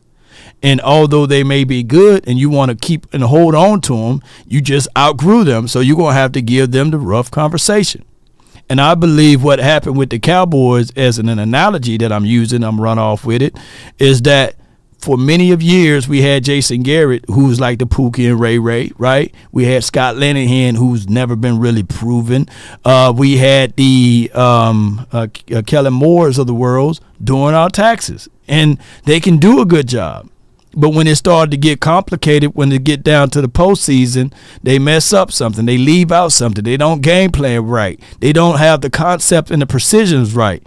And now you got CPA Mike coming into the scene, and he's making sure. Now, granted, we haven't seen the postseason yet.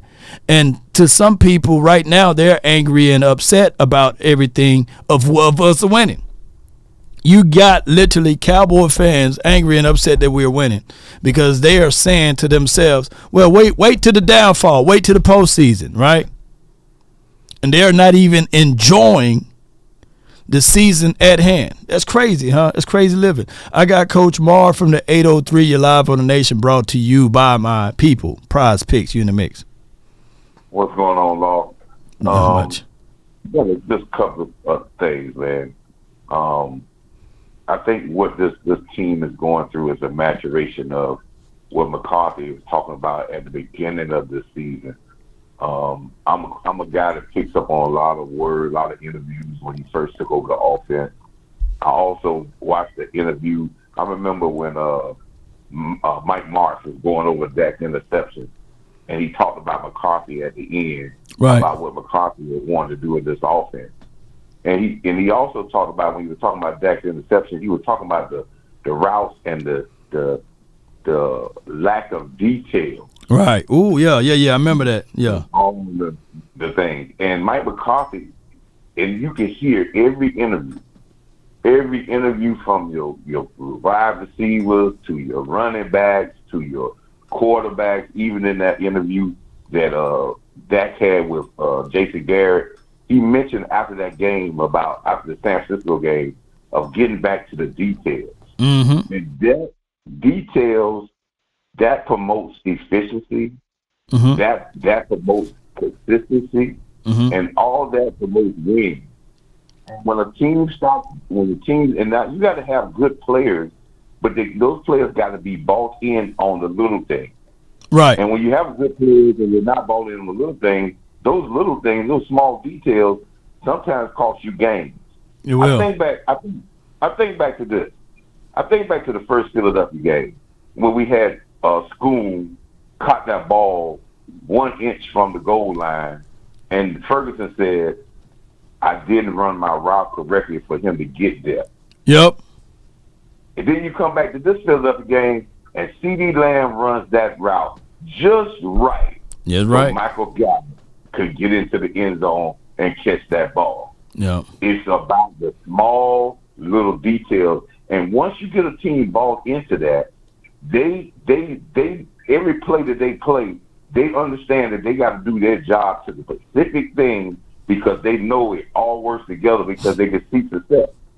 Now, I led that details. The details is what we're going to need this week. This week, and I talked to boss last week, and I kind of felt what we were going to do to Philadelphia because I knew we were going to be ready. But I feel Buffalo more than I feel Philly because of the fact Buffalo has got a much better aggressive defense than what Philly does. And when you're playing at home and you got a good defense, the Cowboys going to have to be very detail-oriented and very focused to be able to execute at a full level to go in there to do what they need to do. No doubt. If you go in there being sloppy, you can walk out of there with an L. You can. You're gonna have to. You got to go in there and understand. 42 seconds in that team. They can blitz. They have decent secondary playing people that can cover for a short period of time, so that people can get to the quarterback. And with Josh Allen, he is one of those guys that loves to throw. He don't like to be dink and dunk. He want to strike down the field with that mediate and intermediate. Yeah, you're gonna have to cover every blade.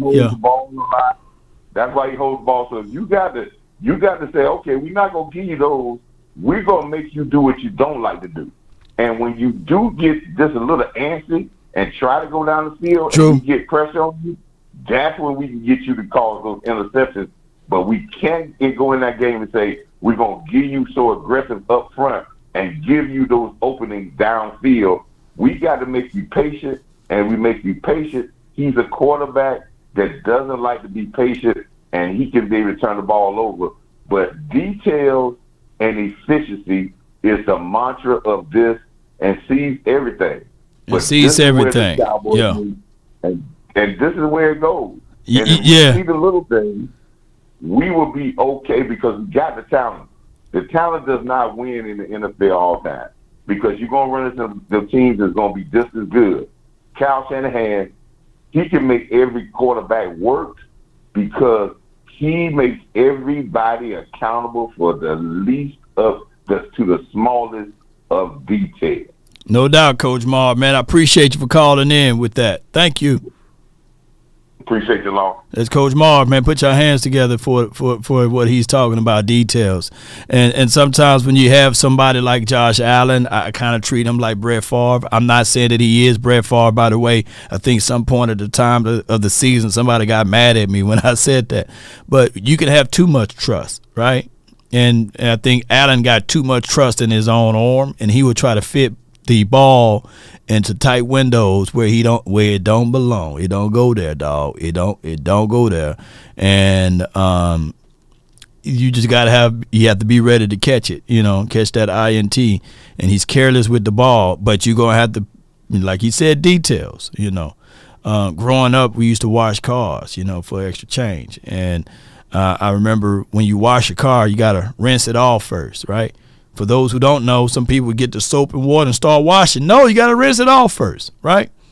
The details, it's the small parts that you do to extend the water in your bucket. But if you fool around and take that bucket and you dip the water in the sponge and you start washing, your bucket water going to be nasty. It's going to be too dirty too quick. Some of the ladies that's watching right now on the collards, hey, I know y'all watch some YouTube tutorials on how to wash them and everything and clean them off, but you're going to have to pay attention to the small details, right? Small details. Don't watch everybody's channels. I saw one lady, she just took the doggone collards and put them in the pot and said the store already cleaned them. Bull sugar. You got all type of bugs in that stuff. You got to pay attention to the details. And then somebody like in the comments saying, hey, man, that's just extra protein. No. It's the small things you do. It's the little things that you do to make the meal taste good. To make this W taste good, we're going to have to pay attention to what, like Coach Marv said, the small details to them, Yes, indeed. I'm reading the ladies' comments now. I'm seeing how y'all cook y'all collards. I got the 316. You in the mix. Talk to me. Ball Nation, what's good? Hey, man, all is well. Can't complain. Salute. Oh, yes, sir. Yes, sir. Man, I was watching you, man, probably took me 30, 45 minutes into your show to realize that was Cam. I thought that was a Dollar Tree version of Little Flip. He do like Flip. Yeah, without the hat, though. Yeah. He do. Yeah. Yeah.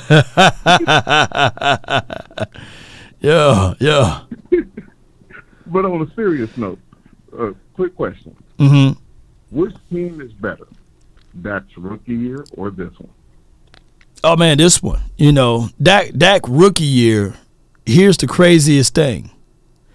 The Cowboys were forced to pick up the phone, to call his defense, his coordinator, coach, I forgot his name, he's tipping my tongue, from college or what have you, to start implementing some of the plays, right, that he used to run in college. And they were just building the plane as they fly, and they were able to get off with a few wins because it wasn't a lot of tape on him. And the team had talent. Teams in the NFL always have talent. And then we were playing the last place schedule, right? So we had a few easy games, right? Because 2015 we were terrible, and we had last place schedule. So we hit teams by the element of surprise, not a lot of tape on Dak Prescott, and not a lot of familiarity of what Jason Garrett normally do in his offense. And we were able to sneak some wins, and we were able to get some dominant wins. I guess you can say the Pittsburgh game and the Green Bay game, those were games like, hey, whoa, what's going on, So, and then Zeke was fresh. But this team right now, I believe if you were to put it like side by side, I think that this team will win by 2 touchdowns against the a more complete team. A more complete team. Now I will say this though: who would you think will the 2023 team? Will this team beat the 2014 Cowboys? Yeah. Yeah. Yeah. Yeah. Yeah. Okay. Hands down. Okay. But they're not on the 91, 92 Cowboys level. But I would say that 92's Cowboy team will win by a field goal. Yeah, they might win by a touchdown or a field goal. Yeah. Well, I mean, because the only reason why I said that. No, they won't be able to stop the run, right? They won't be able to stop this run. Oh my gosh, man. Yeah, 92 probably win by 2 touchdowns. I'll take that back. You got to understand, that was an attitude back then. Right. You can still smack people in the mouth. Right. Now it's kind of watered down a little bit. The hits ain't as big as they used to be. And, I mean, that's what we grew up on, seeing people get laid out. Right. Now, I mean, I understand with concussions and everything, they got to be protected a little bit, but sometimes you got to let them play. Yep. Yeah, let him play. You know, a good tackle is just a good tackle. It's not our fault on defense that the offensive player put his head down. True. Not our fault. You know what I'm saying? I'm a defensive guy, so that's my opinion. No doubt, bro. But update, you know, when you get back on your movies, you got PPP long gone. Okay. Joint custody, and we just released By Her. By Her. Is it okay? What By Her is on? It's on Amazon Prime and Tubi. All right, is that already out? I'm gonna watch it tonight then. Yeah. Let's see, By Her, put By Her on Prime, okay? I'm gonna make sure I put this in there, you know. All right, watch. Oh, is it? No, it's not. It's Watch Her. Is it Her? No, it's By Her. B-Y or B-Y-E? B-U-Y. Oh, By Her. Oh, it's one of those movies. Okay. All right, bet. I'm gonna check it out, bro. Appreciate you, man. Yes, sir. Yes, sir. No doubt. Salute, man. Good call from my guy, man. I ain't to speak to my guy in a minute, man. All right, so I got Chris, man. You're live on the Nation from the 314. You're live. Talk to me, man. Yeah, what's up with it, Law? How you doing? I'm doing good, man. Yeah, so it was a situation that's going on with Dak that I feel a lot of people is brushing over. And myself as a black man, when I was expecting my first child, I turned up. Okay. We had to go from a 1-bedroom apartment to, you know, a townhouse. You know, I also had to, you know, turn up at the job. I went from being a worker to a boss. So right. I feel like I see a lot in Dak right now that you know, he got a shorty on the way, just like anybody else. Now I wanted to pose this to you. I know you have kids. I know you at least have a daughter. How did you turn up when you know you was expecting a child?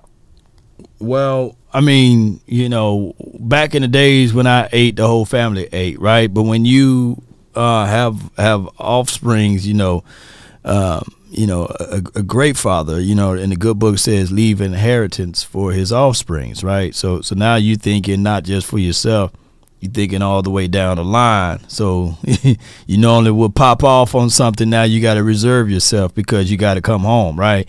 And the main thing is just come home. So you thinking differently. You don't think as reckless as you once did. And now when you have a girl, you thinking of, man, when she turned 15, 16, right? Man, when she turned 20, 21. Man, when she turned 22, 23, you know.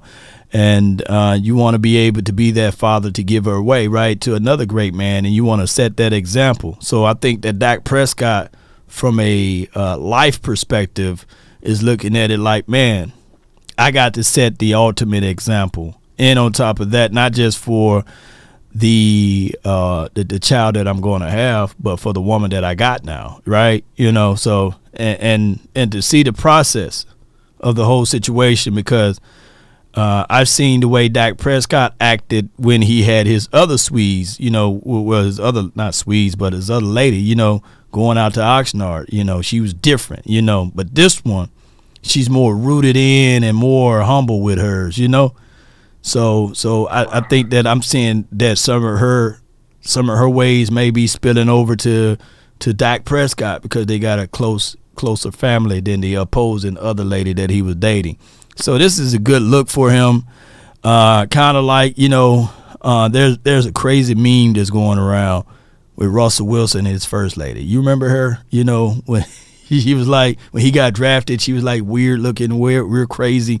But then when he finally moved on and got someone else, you know what I'm talking about? It kind of like stabled him in just a little bit. So yeah, sometimes the ladies can impact your life in a different way. Yeah, because it's bigger than just the X's and the O's. And, right. You know, him coming back off an injury, but I just feel like, you know, because I was just thinking, I'm like, what's going on with? I was like, oh, he's having a baby. Yeah, that's part of that. He's turning up. You know, he has to provide. That's just what. He providing now, man. Yeah. That's all I really wanted to have. You know, you've been popping as usual. I'm glad I'm able to sneak in on a Wednesday night to say my due about the Cowboys, and I really like what you're doing for the nation, man. Appreciate you, man. Keep it up, man. Thank you, man, for the 314, man. It's Chris, y'all. Yeah. Y'all know what I'm talking about, man. You know, but sometimes a woman, man, a woman get your mind right. A woman can have your mind straight, especially when when she run your bath water and do all type of stuff for you. You know, cook for you, clean.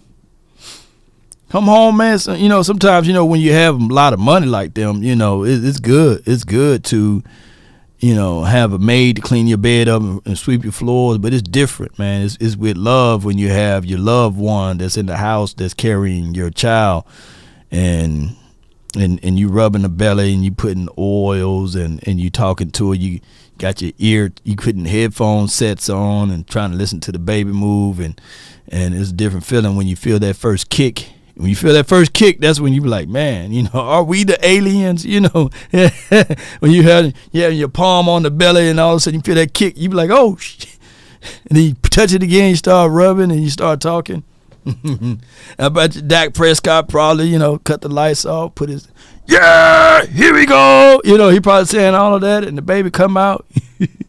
Got that attachment, you know. Yes, indeed. And there's no attachment like the girl to the father, you know what I'm saying, when you had a little girl, so it's a different type of attachment. Got Eric, man, from the 206, you live on the Nation. Talk to me. What's up, bro? What's up? From the 206, what's good? Hey, Mr. Derek, how you doing tonight? Man, I'm doing great. Oh, man. We almost had San Francisco. You almost did it for me, man. I said that if you were able to we beat y'all, and if y'all were able to beat the doggone 49ers and the Eagles, man, I would have had a jersey for you. But I'm rooting for your team this weekend, Eric. Oh, yes, sir, buddy. Yeah. I'm rooting for your team this weekend. I want y'all to put the stake to the heart, you know, to the Eagles, man. I think we got a pretty good chance this weekend. It's at home. That game got swept. That game got moved to Monday. Oh, y'all play Monday night? Yep, that one got moved over to Monday. All right. I might have to I can watch it on the bigger TV now. So yeah, Monday Night Football. What's your game plan? What do you think you're gonna do against the Eagles?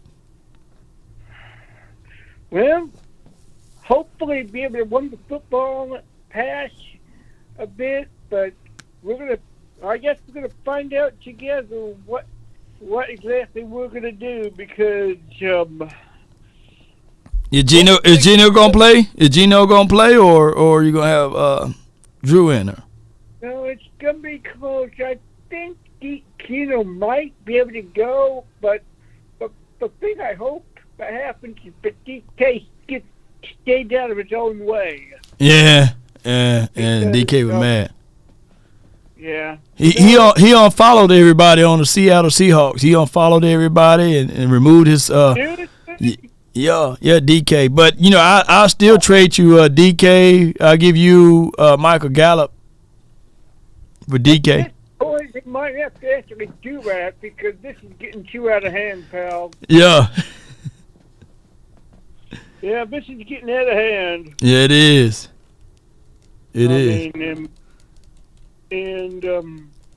and I know Pete, he's getting pretty pissed off as well, because he is.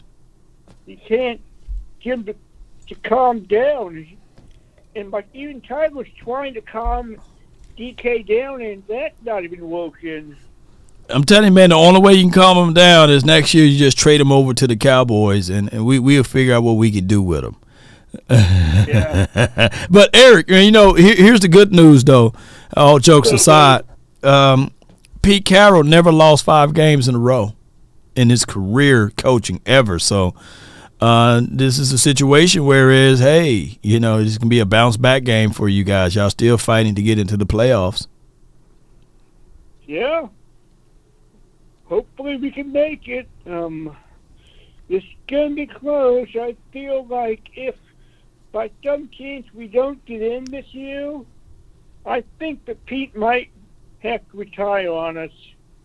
Yeah, he's one of the oldest coaches in the league, though. But I don't see any drop off on his coaching from my perspective from the outside looking in.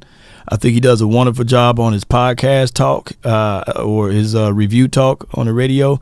I think he's still a bright guy. And when you get to that age, Eric, it seems as if though when you stop coaching, when you stop moving around, that's when age and Father Time catch up real quick with you. So I would like for Pete Carroll to continue to coach because I don't want to see him go. Yeah. And then I hear that Dak is going to be a dad. That's a big thing for him. Yeah, it's a real huge thing for Dak to be a father. You know, I'm a father myself, and I know that he's thinking more so of the future versus the now. But even though he's preparing himself for the now, he got things to look forward to. So that gives any man hope and an extra push. Yeah, and I would have loved to have been a father myself, but with me having cerebral palsy, I mean, I just knew that was like not possible. So then you got to think, well, what's the next best thing? How can we get to where we want to be? And I'm like, my niece and my nephew, I can be the best uncle that I can to them. To be the best uncle, man. Eric, man, you always doing the greatest things possible, man. And you are a beacon of light, man, to all of us in the Cowboys community, and you are a true supporter of Law Nation. I really appreciate you. It's always a pleasure talking to you, even though you're Seattle Seahawks.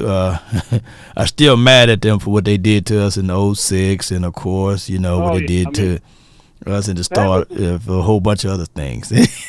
Yeah, I tell you, that was a crazy game. And for a long time there, for a few minutes, I truly did not know who won that game.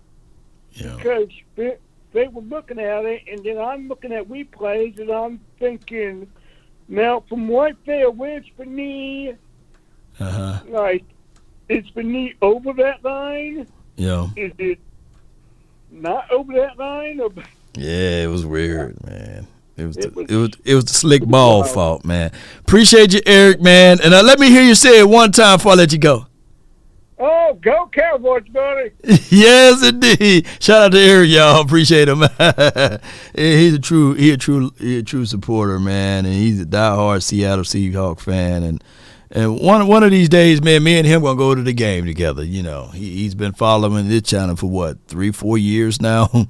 And he'll call in and he'll talk about his Seahawks. My bad. Same bird, right? But no. He'll talk about his Seattle Seahawks. My bad. Because I don't want to disrespect him like that. But we rooting for the Hawks this weekend. Come on, Hawks, man. What do Russell Wilson used to say? Go Hawks. Go Hawks. Glenn, man, what's good, man? You're live from the 202, man. You're live on the Nation, man. Talk to me.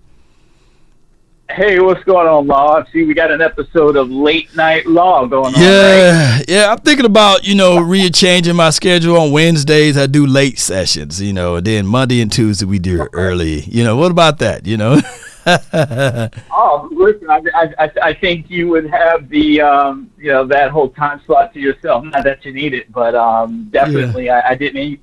Listen, I had no idea that you were even live because for whatever reason, again, I'm going to just continue to say it. I'm not getting notified when you go live, and I've been a subscriber forever, so I don't know what's going on, but there's something that's just not right. So yeah, it's crazy. It's crazy. But we did hit our number, man. We got 117,000 subscribers now.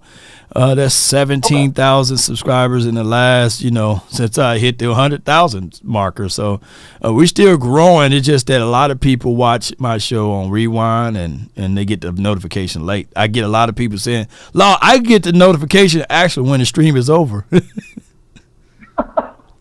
Well, listen, you're on your grind. Congratulations for all your success, man. And, man, we're just happy for you in the way that you do your thing. So thank you, man. Listen, I was thinking about this today. I was thinking about Dak, and I got to be honest with you. I really started to think that the last at least 5 years, maybe even longer. I mean, I'm not going to go back all the way to the Romo era, but we've been running a crappy offense for a long time. And I hate to say that, but I just got to keep it a buck. I think that's what the kids say today. Mm-hmm. Because if you sit and think about it, how many times have we seen Dak having to squeeze a ball in tight window after tight window after tight window? And Dak is the kind of quarterback, Law, who will run whatever offense you ask him to run.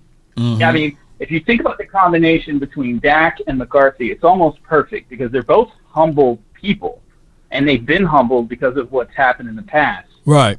But the thing is, Law, Coach Mike has a willingness to adjust. So if something's not working, he's not going to sit here and say, no, this is my system, right? I'm not going to just say Kellen Moore because he's not the only one.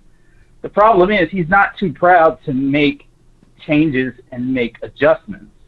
Well, when you make those adjustments, all of a sudden you're not too proud to stick with a system that's not working.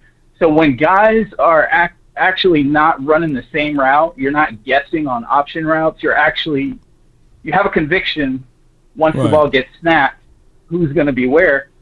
Dak is throwing to players and receivers who are, let's just be honest, they're open. Mm-hmm. And I'm not saying that they don't just have a step on a guy or just have a small window throw. He's making those, of course. Right. But I'm telling you, he's throwing to guys who are open, and I think that that's a byproduct of having an external perspective coming into an insular organization. What are your thoughts on that? Yeah, I think that Dak Prescott, by far, when you're talking about a person that's able to come into a system that's now designed to keep the wide receivers in motion with a actual concept now, and I don't think that he was the type of person that would, you know how you look at the opportunity and say, man, I'm blessed to be in this opportunity. I don't want to spoil it, right? I don't want to seem like I'm too good for it, right? And I'm just going to listen to what the people are saying. I think he took that approach for his entire career here. And now he's getting more of a vocal point, a voice. Not saying that he didn't have it in the past, but now he's looking at it like, man, this concept, I got a drag across the middle. I got an underneath guy. I got my checks and balances. It's kind of like I got rules put into place now that this will work better for me, and we're seeing it now. Yeah.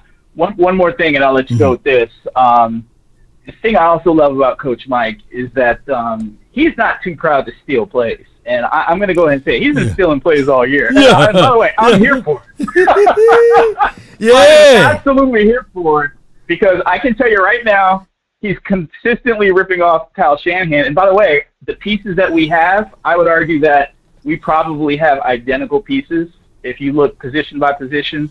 I'm not saying they're perfectly harmonious, right? But I think they're pretty close. If you look from, quarterback to wide receiver to running backs, we got similar pieces. And so when we see the success that Kyle Shanahan has, Coach Mike is looking at that same film and saying, you know what? I like that. I think I'm going to take it. And then I see it a couple weeks later. And so my thing is that we haven't had that in the past because we've been just this organization that is like, no, we're going to run this system no matter what. No matter what. And when you don't have people who are open to making changes, you can't get the benefit of what's out there because you can't be so proud that you got all the answers. It's okay to look around the league and say, I'm going to take that play from Shanahan. I'm going to take this play from the Eagles. Because guess what? Success, it doesn't matter who gets the credit because if you implement it and it works, you will be the beneficiary. So shout out to Coach Mike McCarthy. I love that we're stealing plays. And if you're not stealing plays today in the NFL, you're not doing your job. Big facts. So shout out to Law Nation. Shout out to the Cowboys. And I'm going to keep listening to the show. No doubt, man. Great call from my guy, Glenn Law. All right, we're going to lock it up, y'all. I appreciate everybody. The conference has been locked. All right, so here's what I want to say here. We've been running pretty much the same principles or concepts for 15 years. And this is our first year seeing something new as far as how we run routes. Think about it, It's been the same offense since 2007. some shape, form, variations of philosophy since 2007. It's a long time, y'all. So now that we are seeing clear outs, we are seeing drags, we're seeing tunnel screens with purposes, we're seeing zone inner runs, we're seeing outside zone stretch plays, we're seeing they brought back toss sweep. We ain't seen that in so long. We finally doing those things on a consistent basis. So and I love seeing that, ladies and gentlemen. I got JP, man. You live on the Nation from the 971. Talk to me. What's going on, Love? Hey, man. All is well. Talk to me, man. Kind of late night for you, huh? Hey, man. It's no different from when I'm on the final word.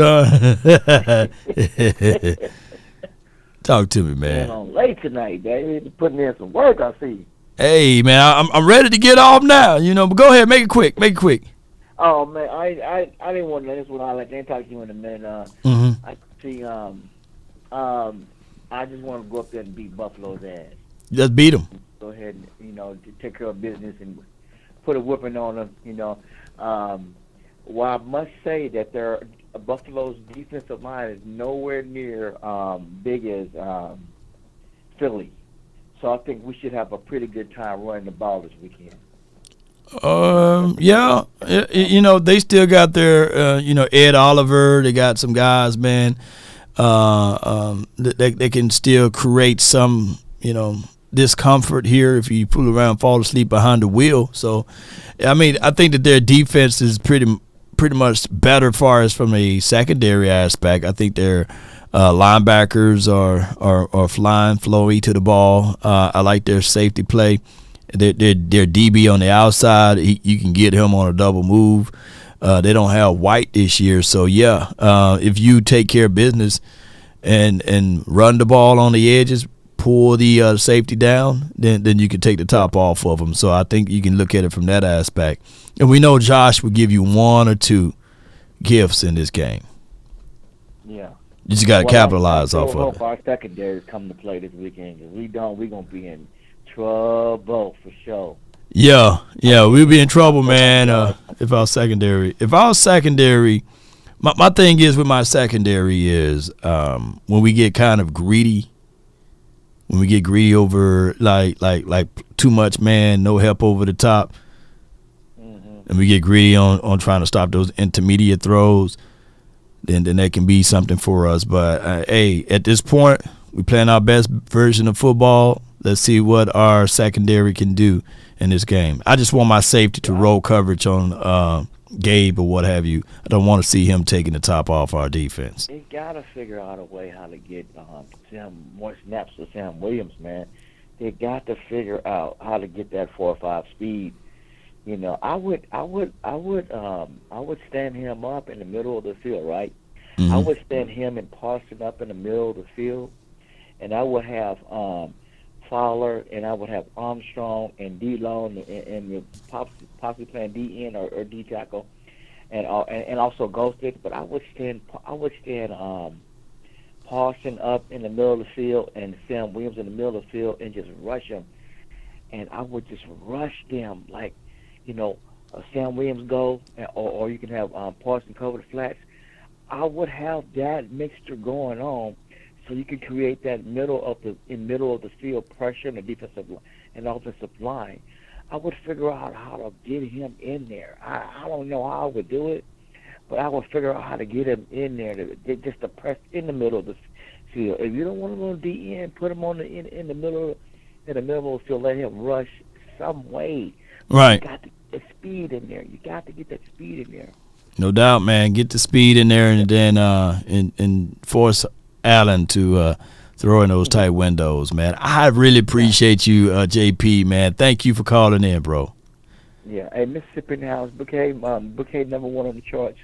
Doing big things right now. Check out the Feed and JP show. Law, hey, Natchez. Stay out your backyard. #1, baby. Oh, I feel you, man. Hey, you stay out my backyard. No doubt, bro. Salute, man. Good call from him, man. They took our movie theater away in Natchez, so we got to go in his backyard. But I haven't been in Natchez, watching any movies in a long time. I'm spoiled. I'm spoiled out here in Texas, man. We got recliner chairs. We got a button we can press in Texas, man, and they'll bring the food to you. I'll be like, let me press this button right here. Bring me my drink. You know what I'm saying? I was at the movie theater, and you know when you have little ones, Dak gonna get used to it, but he got a movie theater probably in his house. But, you know, I pressed the button. We watching Trolls, you know. Trolls a real good movie too, by the way. And I'm watching Trolls. I'm pressing the button. Lady come out. Give me my Hennessy neat. Well, yeah. We got it like that in Dallas, man. So I press a button. Get the French fries, the pizza, and I want the Hennessy neat as we watching Trolls, you know. I got the 602. You're live on the Nation, brought to you by Prize Picks. You in the mix. Talk to me. Hey, man, this is Otis, man. Otis. What's good with you, man? What's up, man? I just wanted to have a quick conversation about Dak, man. Talk to me. I think everybody needs to know the real conversation behind it is it's a real fear that he may be him, that he may be the guy, and that's why they always do this for the clicks, man. Mm-hmm. I don't think everybody's been watching like we've been watching. He's been putting in the work. Mm-hmm. You can see it, and he's been getting better. And it's a real fear that they think that he might be the one to take over. So I think he making people a little bit insecure, and he's the only quarterback you'll see who get judged by something that he did year two, and all of a sudden that's still who he is. They don't look at the progress and the growth of him. Yeah, you're right, man. Shoot, he gonna get judged by that, you know. So the thing is, like everybody's saying that Dak is elite, right? And I'm saying that, yeah, he got the paperwork. All he got to do is turn it in, right? Like, now you're seeing somebody, you know, you're seeing him doing a test. He's taking the test, but he haven't turned the test in yet. So this year is the fact that, like you said, he could be him. If he run the table and he continue to run the table in the postseason, and then he get into that doggone other dance, and he turn that paperwork in, shoot, you can't take nothing. You can't take nothing away from that dude. You know, that's why I had him like, and I know he the ops, but I had him like Steve Young. You know, Steve Young. Remember, he was that dude back in the '90s that everybody like, yeah, he's accurate with the ball. But he's trying to replace Joe Montana. You know, and they were saying that he keep choking though, blah blah blah. But when he finally turned that paperwork in, they had to do like this. They couldn't say anything else against that dude. Yeah, they painted themselves into a corner. But every time they say he can't do something, he go out and do it. Now it's like, okay, well, now we don't know what to say. No, what to say. They try to ignore. Yeah. That's the next thing to do is ignore it, right? Yep. So that's all I wanted to say, man. I no doubt. appreciate you letting me on and say what I needed to. You have a good day, man. You as well, man. Shout out to you. Otis, man. You know, appreciate him. All right. Last but not least, I got from the 214, my dog, Darius, man. You're live on the Nation. Brought to you by Prize Picks. You in the mix. Talk to me, Darius. You said when you go to a restaurant, they say drinks on them. Man, yeah. Money ain't good. Well, I need to get my weight up out here, don't I? Yeah. Yes, man. Hey. Now I don't know how. You know, that's not every time though. But I was at the owner box, man. The owner box. You know what the owner box at downtown? Yeah, and, talking about no, I think you talking about at the stadium. No. They got the owner box, kind of like quasi downtown Dallas. You know, it's a restaurant in Dallas. It's real nice when y'all go check them out. Salute to the owner box people, man. And I think Jerry Jones, he part owns the owner box, or he got some relations with the owner box. But you know, they were like, your money is not welcome here. I'm thinking like, wait a minute, don't have me to go back to 1960. free lives. You know what I'm saying? But no, they was like, that dude over there and that lady over there, she paid for your food, the dude paid for your drink. They say they know who you are. He said, don't spoil me with a good time. Don't spoil me with a good time. I said, make it a double, then make it a double. Boy, that's what I love to hear, man. I love to hear that, man. Yo. But what I wanted to tell you too was I did want to give Mike McCarthy props for right now. Yeah. You know, of course, the real litmus test is in the postseason. But for right now, and Brandon, if you're listening, we we got to give Dak his props too, man. Yeah. Listen, if I got to give Mike McCarthy his props, then I'm on his ass. You on his. If I got to give Mike McCarthy his props, man, we got to give Dak his props. Dak don't even look. I've never seen this version of Dak. I don't know about you, but me personally, bro, that's a whole nother quarterback. A whole nother one, you know. Yeah. You know what I mean? And then Mike McCarthy, he literally is in his bag. I'm seeing him over there, his mouth moving like hella fast. When he caught in the face, his mouth moving hella fast. And you could tell he's like 4 or 5 plays ahead, besides the one he calling right now. Like he's like 3 or 4 steps ahead, in the game. So I really do love to see that. And hopefully he keep this up. And my main thing is the NFC Championship. Yeah. To the NFC Championship. I might have to switch it to the owner's box, man. You know, when you had to buy me that steak. Now I'm gonna keep it at Del Frisco. Okay. And by the way, I'm glad you said that, man. If you have another one of those events, man, I will personally hand you the money. Okay, all personally, right. Hey. If we make it to the NFC Championship, I'm pulling up on you, handing you the money personally. Hey, I'm gonna be like, pull up on me. You know what I'm saying? We're gonna have a great time, man, whatever you do, man, because if everything goes accordingly, right, the Cowboys should have what? If we get home field advantage throughout the playoffs, that means we gotta only play 2 home games, right? Cause we get the bye week. Yeah. And then that's nice. Oh my gosh, come on. Look, the Illuminati people set it up because think about this, man. Jerry Jones helped build that stadium in Vegas, man. He got a piece of his contractors to build that stadium. So that will be equivalent to a home game there. Come on, man. You put Jimmy Johnson in the Ring of Honor. All we got to do, man, Darius, is just take care of business. And I believe that the Eagles about to slip this weekend or on Monday. And the 49ers, all they got to do is slip against the Ravens. And we take care of business. We fool around, have home field advantage throughout the playoff. Man, don't you know how much stuff I won't be talking, boy. Let's go, man. Let's go. I definitely know. I definitely know. I'm with you. I'm right there with you, man. It's possible, man.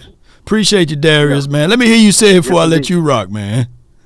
How about them Cowboys? How about them Cowboys? Darius, man, good call from the 214, y'all. And then he gonna personally hand me that money, and I'm gonna, you know what he's saying? I'm gonna eat me a steak called a tomahawk steak from Del Frisco and give me the macaroni and lobster, and I won't be eating. I might just go live and be like, and I won't be like Keith Lee. I'm gonna be Keith Lee in that thing up in there, man. I'm gonna give y'all a whole review, Keith Lee. I might reserve the table as Keith Lee. You know what I'm saying? They really take good care of me. Then that's the cheat code. Say, hey, whenever you want to reserve a table, just be reserved as Keith Lee, and I'm gonna be eating just like that. I'm going to go live, and I'll be like, yeah, see this steak? It was provided to you by Darius, and I'm at the Del Frisco. And I'm going to Keith Leaf that steak. Come on, baby. Y'all think Keith Lee doing some numbers. He ain't got nothing on Law Nation. I'm going to be in there at Del Frisco with Darius doggone money, and I'm going to eat me a tomahawk steak with that mac and cheese, lobster, whatever else they got, Did we had a great time today? Let me make sure I got all of your super chats, man. Y'all, let me play my super chat music. Let me see if I can find it. Here we go. Let's go. Let's go with the super chats, man. Appreciate y'all for y'all support. St. Clair, I think I already took care of you. Appreciate you, Mr. 316. And we have Super Chat. Been 15 years since the Eagles beat the Seattle Seahawks. 15 years? Y'all can't even see that Super Chat. Smooth said, here you go. Y'all can see it now. 15 years since the Philadelphia Eagles beat the Seattle Seahawks.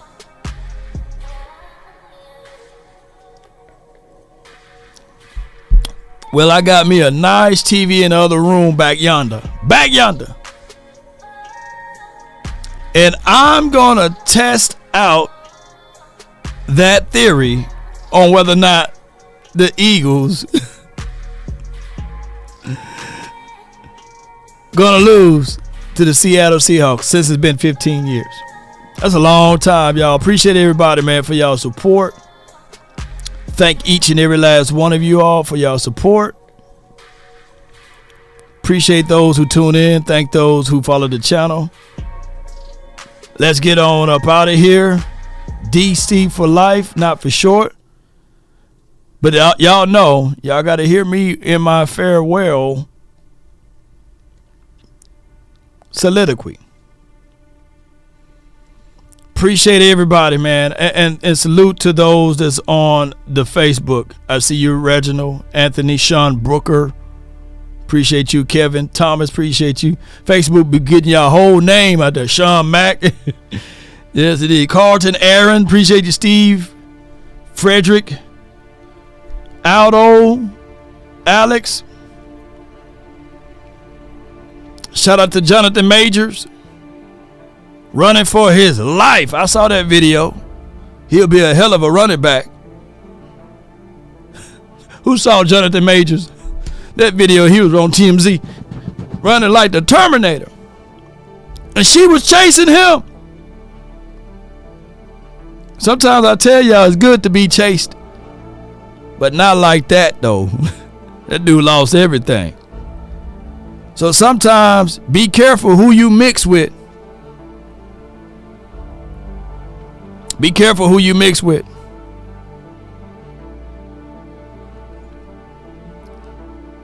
They'll chase and hunt you down. And then you the one get caught up in it. Yes! Here we go! Here we go! Here we go! Rev said Jonathan Majors was running away like Sonic. He was running like Terminator, the liquefy guy, you know. He was gone. And shoot, she's a runner. She's a track star. She was right behind him, though. Shoot. She got some wheels. Sha'Carri Richards may not have nothing against her. Shoot. But just like my guy, Laker fan and a 49er fan say, that Dak Prescott is overrated. And it's good to be overrated, I guess. Because at the end of the day, if he wasn't good at all, they wouldn't talk about him. So that means there's something good about him. Can you imagine being a 49er fan and you jumping over here? Maybe Law Nation is overrated. Because they want to know what we have to say. But I can tell you this right here, in the eyes of the youth and in the eyes of my dog, Jackson. Tell us who your favorite player is. Who your favorite player is? All right. My favorite player is Dak. Jackson, what's up, man? Dak Prescott here. Obviously, you know, your friend. Miss seeing you, buddy. Heard you had a little celebration today, a little party here at the Star. Just leaving work, put in the hard days of grind. Trying to go out there and get a win, man, and get better. I know you're doing the same, fighting your ass off, and you know I'm always in your corner, brother, always supporting you, wishing you nothing but the best and all the faith, my man. God bless you. Have a great day, Jackson. Well, to him, Jackson, he may be overrated to you, but to him, he's a superhero. To him, he's everything. To him, he's a role model. To him, he's a motivator. To him, he's hope. Hold on. Pain is ending. So yes, you can be overrated. Yes, he can be what most people say, what they sit on, which is ASS. But to Jax, who's fighting for his life, he's everything. To Jax, who's fighting for his life, who they said that he gave him 30 to 40 days to live, he's a motivated individual. See, life is bigger than name calling and talking bad about somebody on the football field. Because what he does off the field is impeccable. And one can argue what he does on the field is impeccable, remarkable, with the tools that was given to him. So I tell people this on my closing, on my way out every time.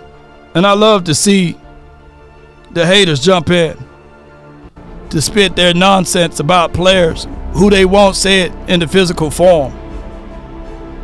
If you want a thing bad enough to go out there and fight for it, don't block him. Let him say what he has to say. To work day and night for it, to give up your time, your peace, and your sleep. If all of your desires of it makes you quite mad that you don't get tired, and it makes you hold everything tawdry and cheap. If life itself seems empty and useless without it, and all that you scheme and dream is about it, if you'll gladly go out there and sweat for it and fret for it and plan to lose all terror of your mind, if you would simply go after the thing you want with all of your capacity, strength, and sagacity, with faith, hope, and confidence and stern pertinacity, if neither cold poverty or famish or fame or the sickness, oh my goodness, of your body or brain can turn you away from the thing you want, if dogged and grim and besieged and beset, with the help of Almighty Cowboy Nation and everyone that's listening, you will get it, ladies and gentlemen. God got the final say. He do. Put your prayers together, baby. Put your hearts and your mind together. Write that down. If there's one thing a man should always do, is mainly to himself stay true.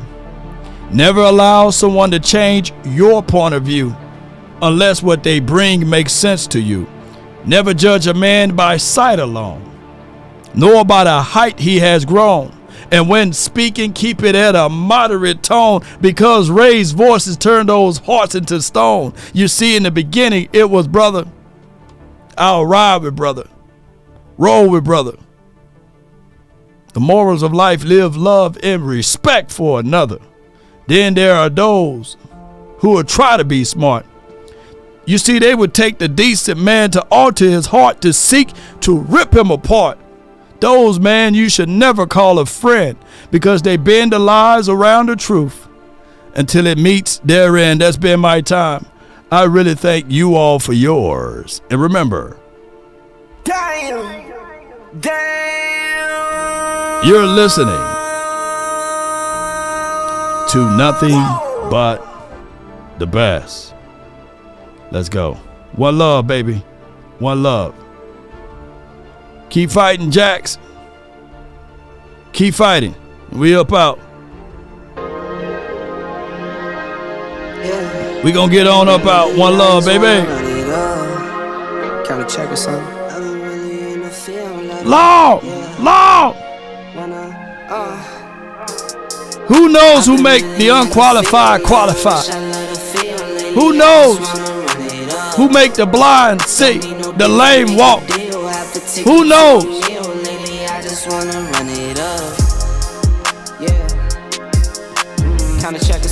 Come on. The unaccurate quarterback. Accurate. Who makes them? Appreciate all y'all love, man. Appreciate you. 316. Come on. Fight.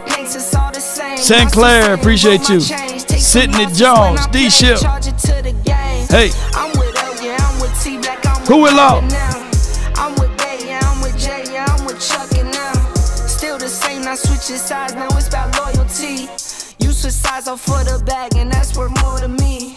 I mix Nike with designer, I experiment. You just rock what's on the shelf, and I'm not feeling it. Search for the one, but baby girl, it's nothing real as this. Can't trust a soul, I keep it. Hammer, call it too legit. I've been really in the field, love the rush, I love the feel. Lately, I just wanna. Don't worry about Philly D, man. I'm older than what he think I am. You know what I'm saying? I wasn't playing hide and go seek when we won that last Super Bowl. I'm just I'm just blessed the way I look. I could be your father over here now. Lately I just wanna run it up. Yeah. I just be off the dome. I never own no chrome. Hey, Too many foes and clones. come on. I love it when people think that I'm like 20, 21, 22. I be on road alone. That's good.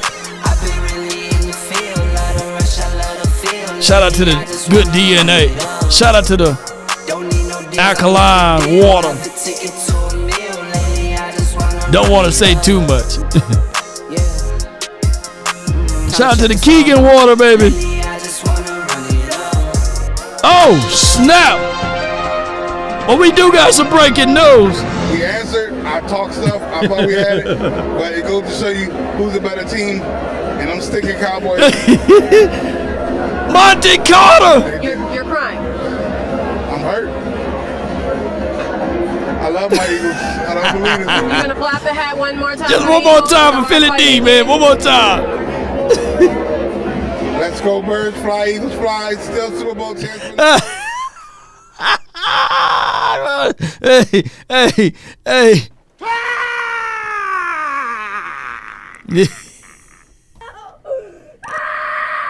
Hey, why are you panicking over there? Let's put some fire on me. Put some fire on her.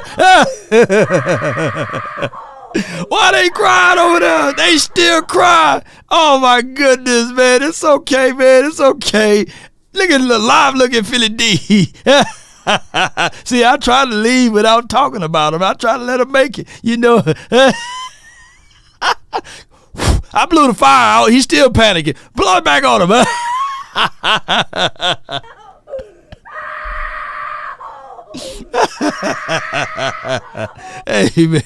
Hey man, we love you over here, man. Hey, appreciate you so much, Philly D, man. We thank you.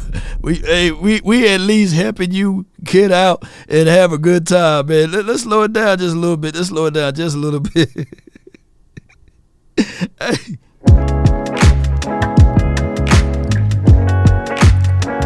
They defense scored more points than their offense. And Dak gave them that score. Dak was like, all right, I'm on the ground. Here you go, Carter. I don't want you to cry again this week.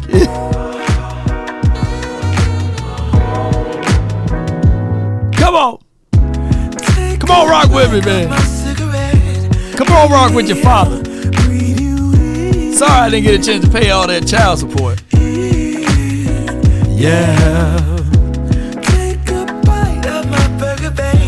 Don't try to back pay me now. Don't put me in the court systems. But when we tell them, don't let the street lights hit you. It's gonna sound like this when they hit you. You know it's dangerous to go alone. Don't let the street lights hit you. Come on, Eagles fans. It's okay. It's been a few days. Y'all don't heal like Wolverine, don't y'all? Them Eagles still hurt, man. Oh, snap. Y'all see that other news? Y'all see that other news going on right now? Oh, my goodness. Montisha.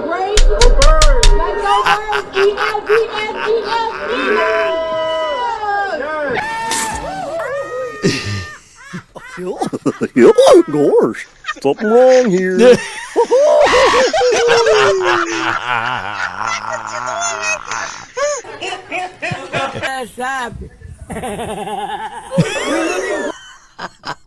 at Philly D. I take the fire off of you. I take the fire off you.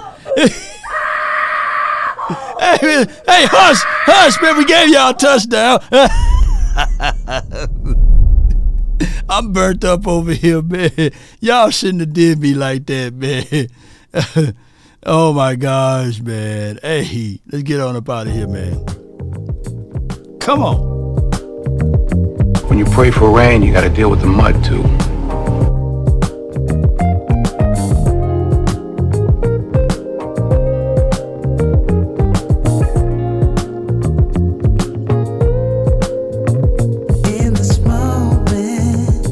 I'm too smooth.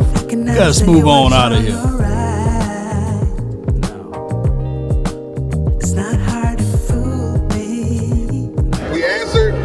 stuff. I thought we had it, but it goes to show you who's a better team, and I'm sticking Cowboys. You're crying. I'm hurt.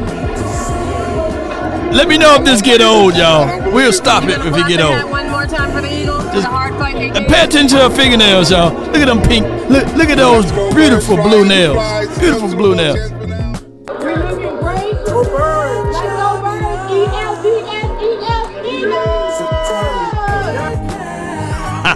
Dance to the beat, man. Come on. Hey. When you pray for rain, you gotta deal with the mud too.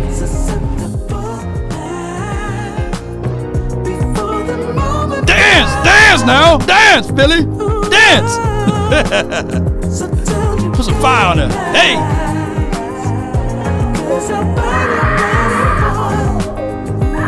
Hush your mouth. Hush it. If I give you something to cry for.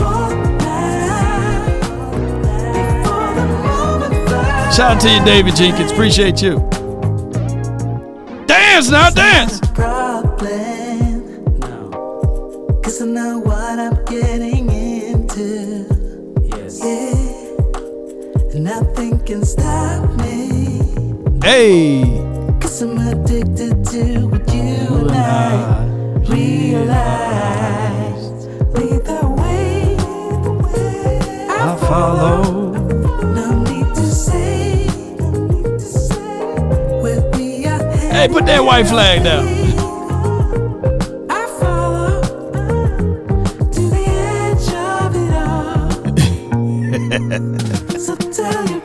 He on beat just a little bit, y'all.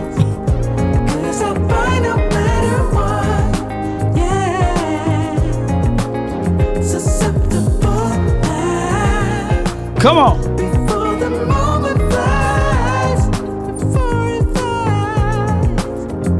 Tell you good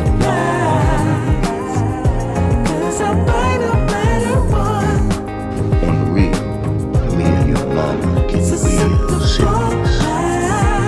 So it look like I'm gonna be around here for a while. I ain't trying to be daddy or nothing. But if you need some advice, feel free to talk to me. One more time. On the real, me and your mama get real serious. Panic alert. Nothing can stop me. Come on, get it. I'm addicted to what you and I Live look at all the Eagles fans. I follow. No need to say. All I ask is when you lay your head on that pillow at night, you know I gave you everything I had. I gave you everything I had. So tell you On the real, me and your mama get real serious. So it look like I'm gonna be around here for a while. I ain't trying to be daddy. Come on, y'all. Advice, feel free to talk to me. Let's see him dance one more time for the music cut.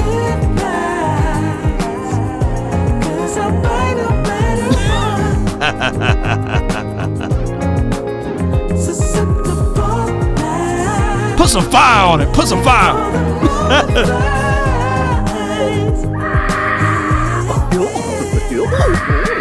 Something wrong here.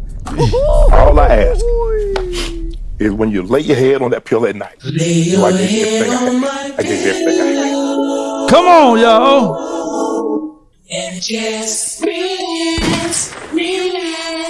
Nobody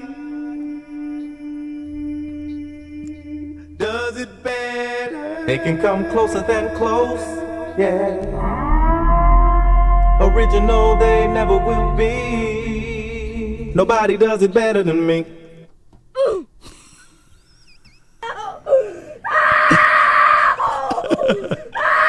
Hush, man. Y'all scored. We gave y'all a touchdown. Gosh, something wrong here. It's so funny, man. One love to y'all, man. If I offended anyone, especially with the no neck stuff, and all of the other stuff with the Philly crime community, charge it to my beard, not my heart. We out. Peace.